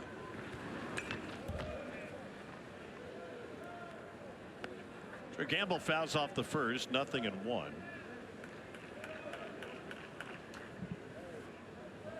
He is 1 for 3 tonight. A strikeout looking, a strikeout swinging, and a single and a run scored. And a line drive knock. Second hit of the game for Gamble.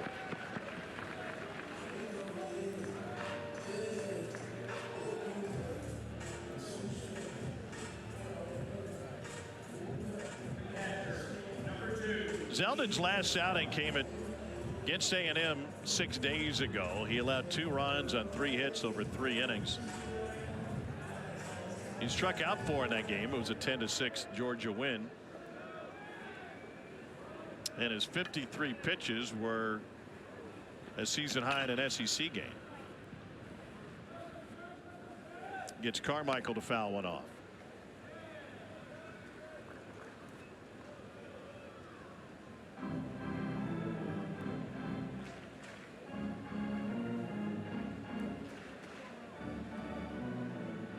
Mentioned earlier that Easton got a chance to catch his big brother. That was a game against Abilene Christian at Globe Life Park a couple of years ago. As far as they look back, that was the first brother battery in Oklahoma history.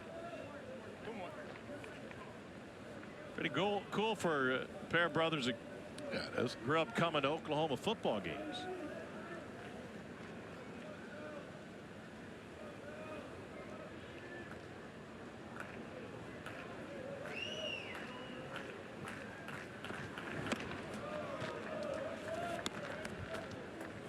Everybody's touched 95. Yeah, that's 1, 2, 3, 4, 5 arms. Everybody that's come in has thrown at least 95 miles an hour.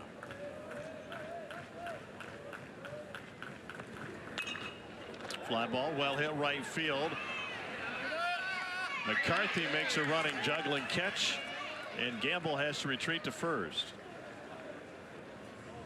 Sunday, the Rally Cap crew break down softball supers in this SEC baseball tournament. Look ahead to the Women's College World Series in OKC and the baseball regionals. Coverage 7 Eastern, 6 Central.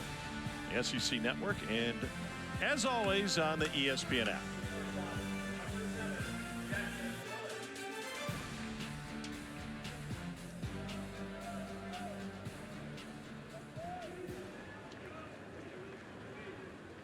So here's Jackson Willits.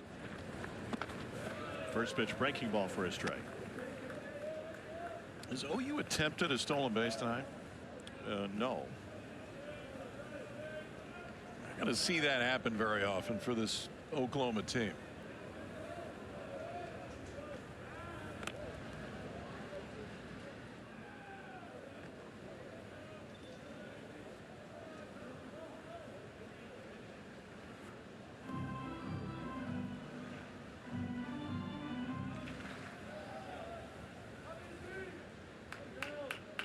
Willits advanced on the failed pickoff in the second inning, and then there was a second failed pickoff in the 6th with Horton advancing. But Neither one of them was running.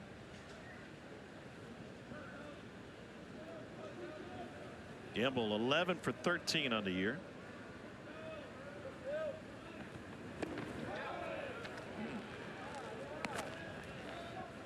1-1.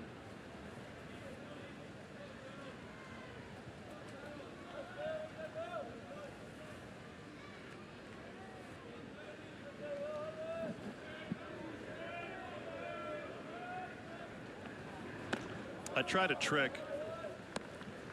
I don't think it worked.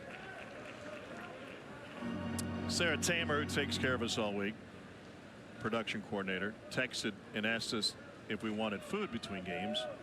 She said burrito or pizza, and my reply was yes. Yes. And I saw the 3 dots. Well, which one? Really not what I was going for. I'll let you have first pick. As long as it's fast. Yeah, oh, trust me, it'll be really fast. Taki on deck. Another throw over. By the way, game 2 tonight. Florida and Ole Miss. Ole Miss has picked off 21 base runners. Hunter Elliott, who's getting the start for him, has picked off 11. Yeah, he would be tied for second in the league if he was his own team. By himself. He can control a running game solely because that left-handed pickoff move to first is so good. Gators in the house ready to go. Rebs fans are always going to travel.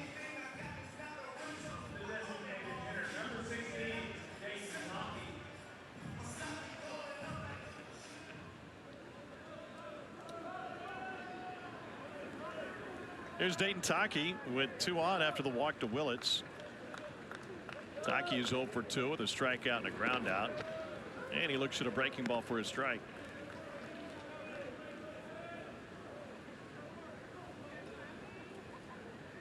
.622 227.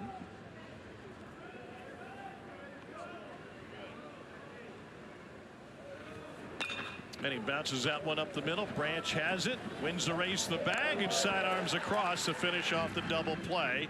Double plays in consecutive innings for this Georgia defense, which came in second to last in the league with twin killings.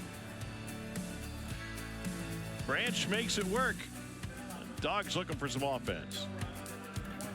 They might give you something to talk about all through the summer when you succeed our friend Toby Rowland on the ref in June. Tari's going to morning radio. I mean, he's not leaving anywhere, but he's going to add morning radio. Yeah, I was thinking Dari didn't have enough going on. I feel like I hear him like every other day anyway, so that's a good idea. Daniel Jackson is a pinch hitter. He's hitting in Horton's spot. That'll be pretty good. Kyson Witherspoon, 7 innings, 1 earned, hasn't walked a batter tonight. His 92nd pitch of the night. You want to know what scouts want to see. Stuff is one, but they want to say good on good. They want to see Witherspoon against the best hitters in the country. And now back-to-back starts against Georgia. He has held down the most powerful offense from a home run standpoint and has looked outstanding doing it. Georgia came in with a nation's best 132 home runs. More than half of those were hit against SEC pitching.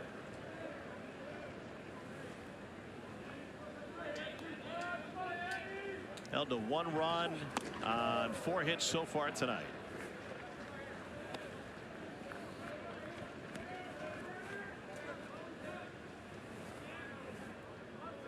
Playing without Robbie Burnett, who's 3rd in the league with 20 home runs. Top 3 in OPS. 2-2 to Jackson. And a curveball jumps in for strike 3 looking. And that's why you keep throwing it. Yep, because you give up on it too. I mean, you're dialed up for the fastball, and you can see it's a little up before and down. Out of his hand, you can see the bubble, but the spin is so tight. that there's enough break at the end. This is a pitch that never used to get called a strike.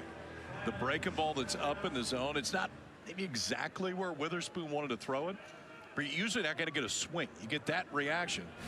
Goes as another strikeout for Kyson. What changed? Calling a high breaking ball for a strike? Yeah. TrackMan. Once the zones and umpires started getting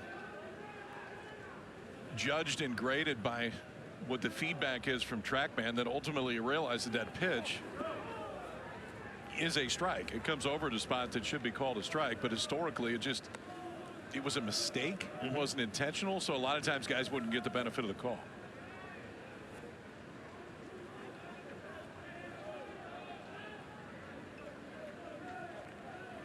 Ball in his strike now. Zaborowski. And he lays off of it 2-1.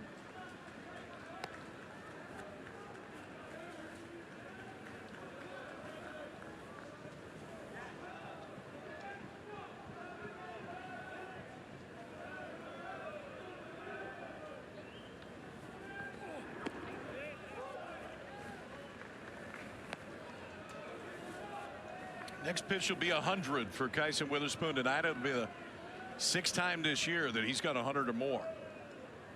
Most he's gone in a game is 107.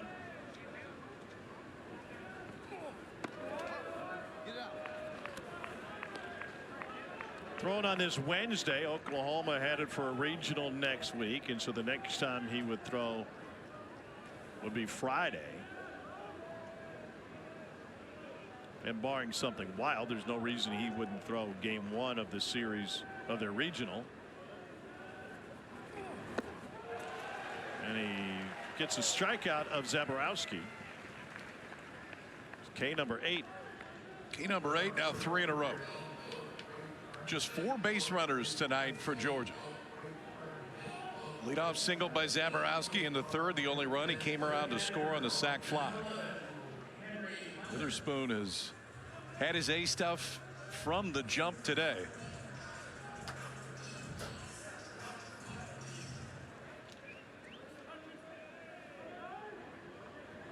Here's the 9-hole hitter, Henry Hunter.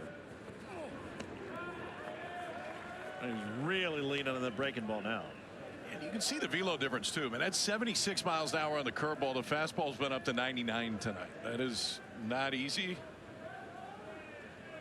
Well, Meg's got a fun couple days if this holds. Sure does.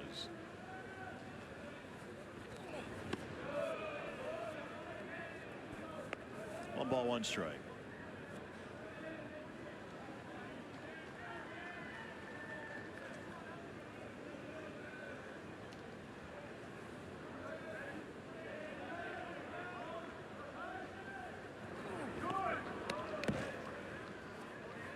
Base is empty, 2 down in the 8th inning.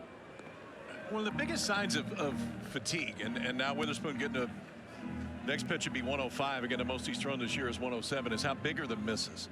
Not necessarily velocity. You can see guys still hump up and get velocity, but or the misses getting a little bit bigger, and they have in this inning. But he's also struck out both guys he's faced. And that one's fouled off.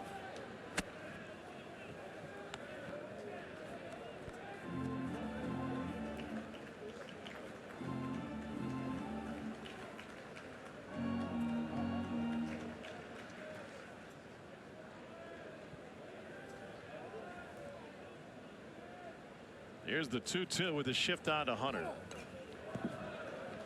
98. Yeah. It's still in there.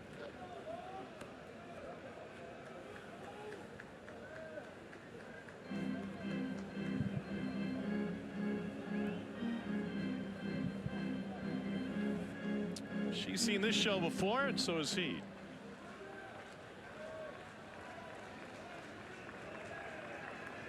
There's the 2-2 to Hunter. And it's belted deep right field. Long run Harris. That one is gone into the Georgia bullpen. He missed first and will go back and kick it. Took the changeup out after seeing 98. 10th home run of the season for Hunter.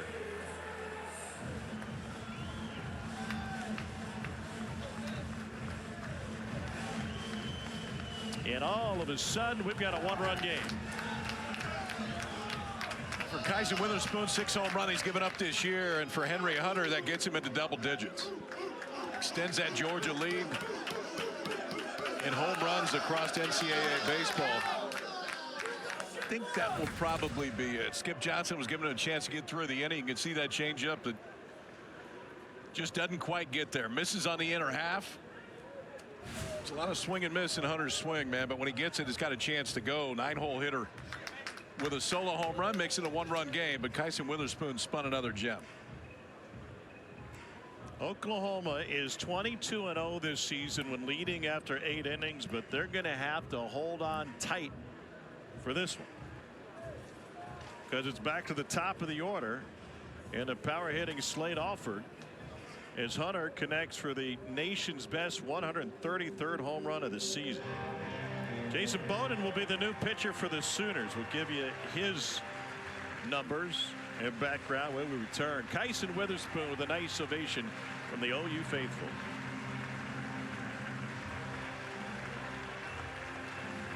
Spooner the most by a starter since Brandon Sproat of Florida in 22 in the SEC tournament. A season high 7 2/3. The future first rounder, 8 Ks, 0 walks, and Jason Bowden, right-hander out of Orange, Texas, takes over. Guess what, Tom? Somebody else going to throw 95. And this one's lifted deep to center field. It is handled by Obi, a step from the track. Alford gave it a ride. Pardon me, Jason walked at the fence, and Slade Alford was that close to his 18th home run of the season.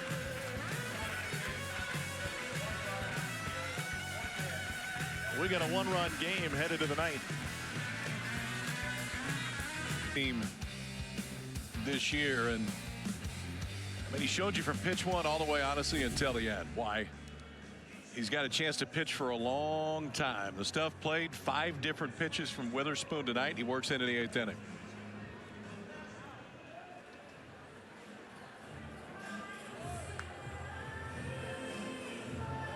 Well, Zach Harris comes out of the Georgia bullpen, junior from Milton, Georgia.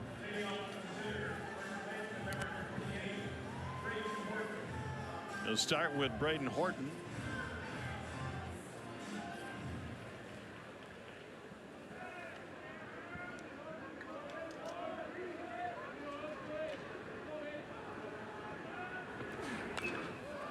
And the first pitch fouled off.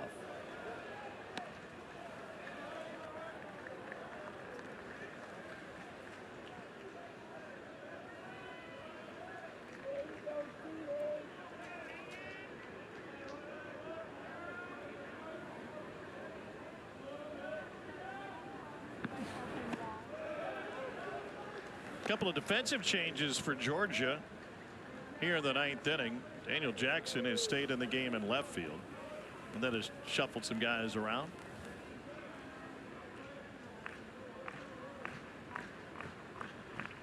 Phelps moves from left to right, and he pushes McCarthy from right to center.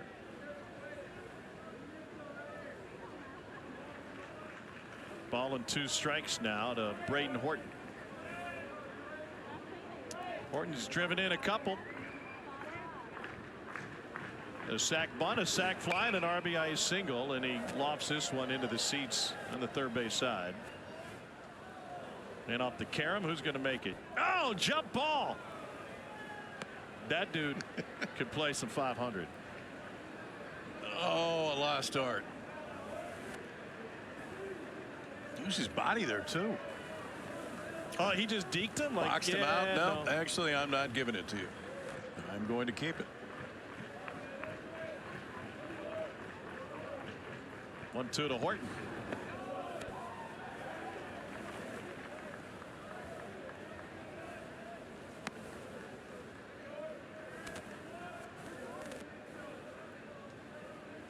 Show it off to Dad.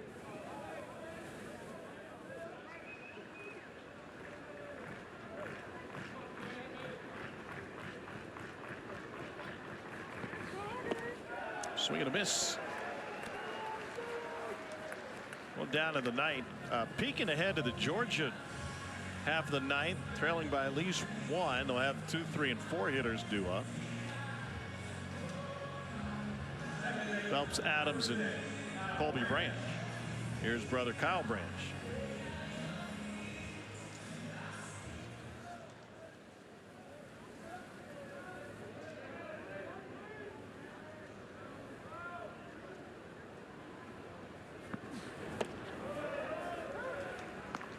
Harris spins it in for a strike, 0-1.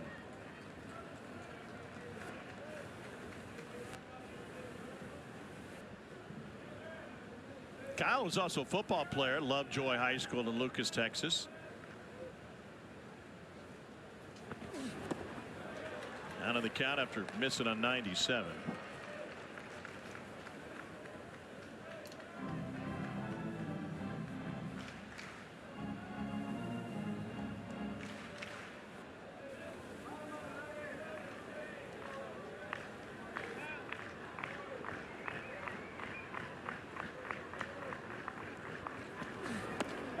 He's punched out at 97. Back-to-back Ks for Zach Harris.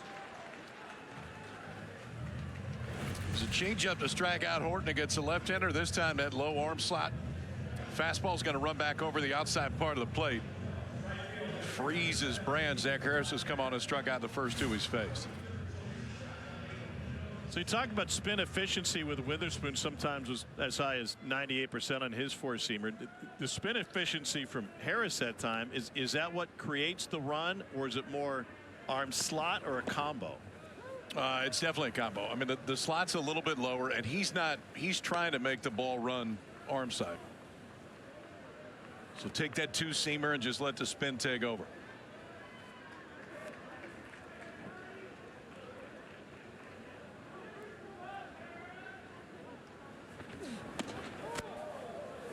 Just like that, 1-1.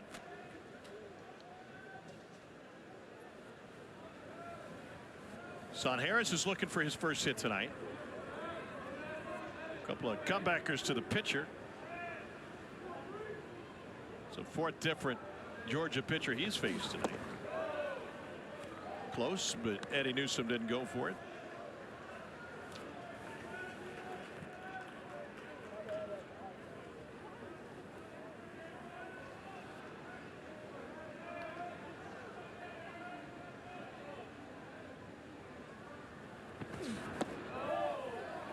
And Harris has just missed on his last 2.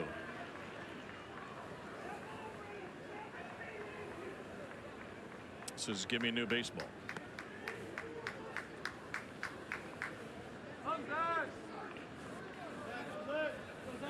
West wants that low strike.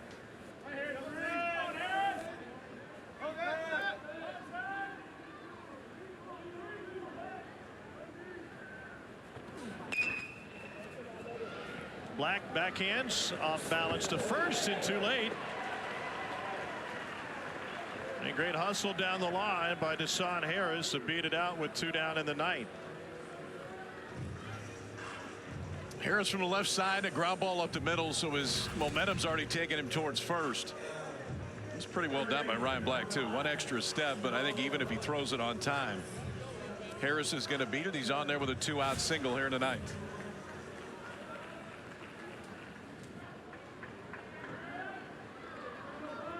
Harris has 4 stolen bases on the year.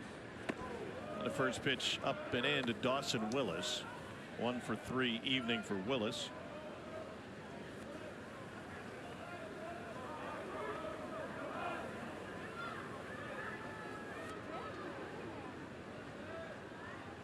Junior from Ruston, Louisiana. Started at LSU Eunice.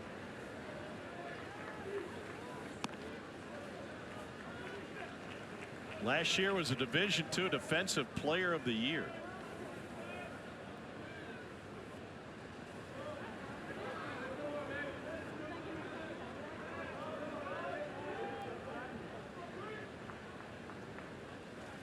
Not going, and it's a little nubber off the handle, and a reaching grab made by Black. No runs, a hit. 1 left. We go to the bottom of the ninth of the Trey Phelps, Christian Adams And Colby Branch for Georgia as the Dogs trailed by 1 in the ninth. The SEC baseball tournament on the SEC network is presented by Regions Bank, official bank of the SEC.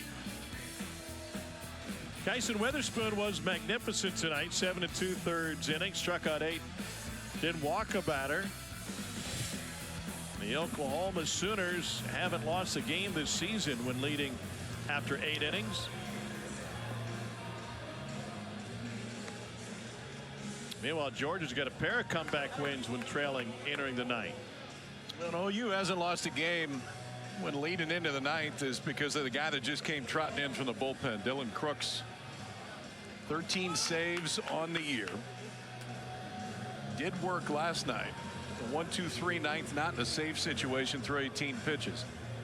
For Crooks, fastball slider against righties, primarily fastball change against lefties, and the closer has had an outstanding year at the back end of the bullpen for OU. It'll start with Trey Phelps, who is 2 for 3. Crooks is used to going back to back. He's done it 4 times this season, including last weekend against Texas. He threw 48 pitches over 2 outings. He's thrown on 1 day's rest another 4 times in the same weekend.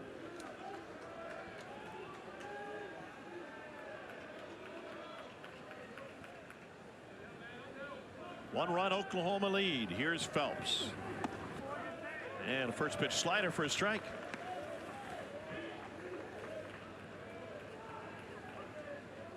Phelps got the ball rolling for Georgia in the first inning with a double off the fence in deep right field in the corner. Came up with another base hit in the 6th as that one gets tugged. 2 comeback wins for Georgia in the 9th inning. Both came against Florida teams, Florida Gulf Coast and the Gators. Back in March for Wes Johnson's squad.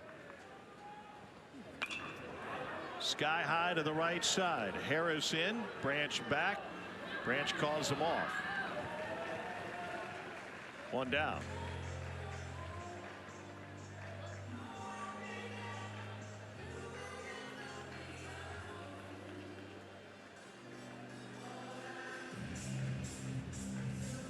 They're going to go home winners tonight, one way or another. Yeah, they're going to see another game tomorrow, one way or another. Right. They're the only people in the building that are experiencing a double elimination tournament. Do you wear those jerseys again tomorrow if they're not playing each other? 100%. Are you going to wear that shirt tomorrow? As of now, yes. First pitch low to Christian Adams. There you go. He's got it on again. Bullhoma. Sounds like a nice place to vacation. Adams is 0 for 3. And Crooks misses with the fastball, 2-0.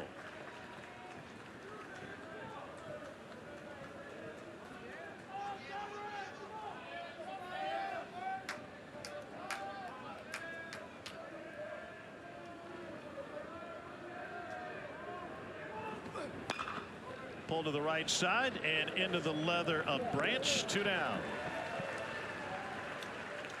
And the Sooners of Oklahoma are 1 out away from going to 2-0 in their inaugural visit to Hoover.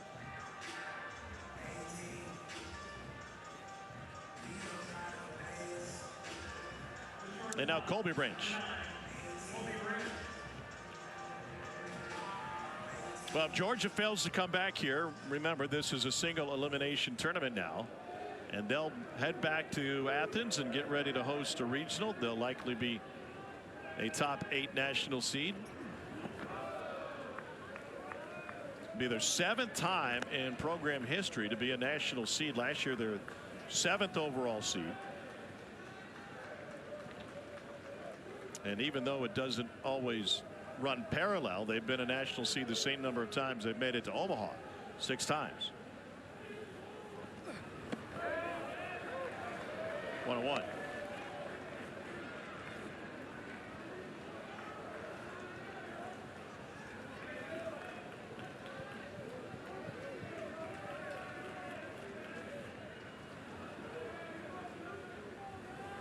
Crooks delivers, and it's just off the cap.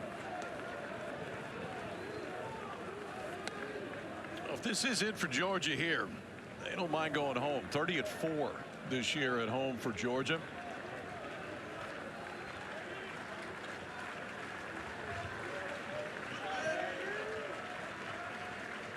And the ball flies at their place, especially as it warms. 1-2 to Branch, up and in and hit him.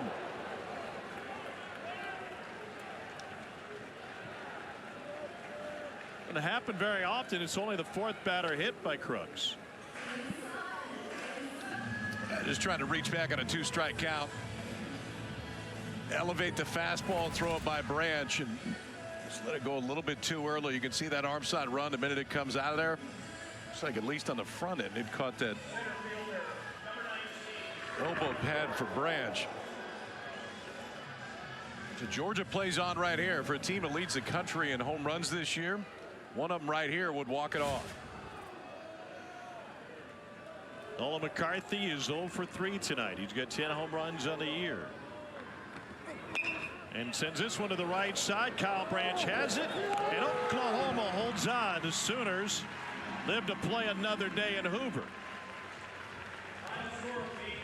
3-2 is your final. Kyson Witherspoon started it off. Jason Bowden and Dylan Crooks finished it off.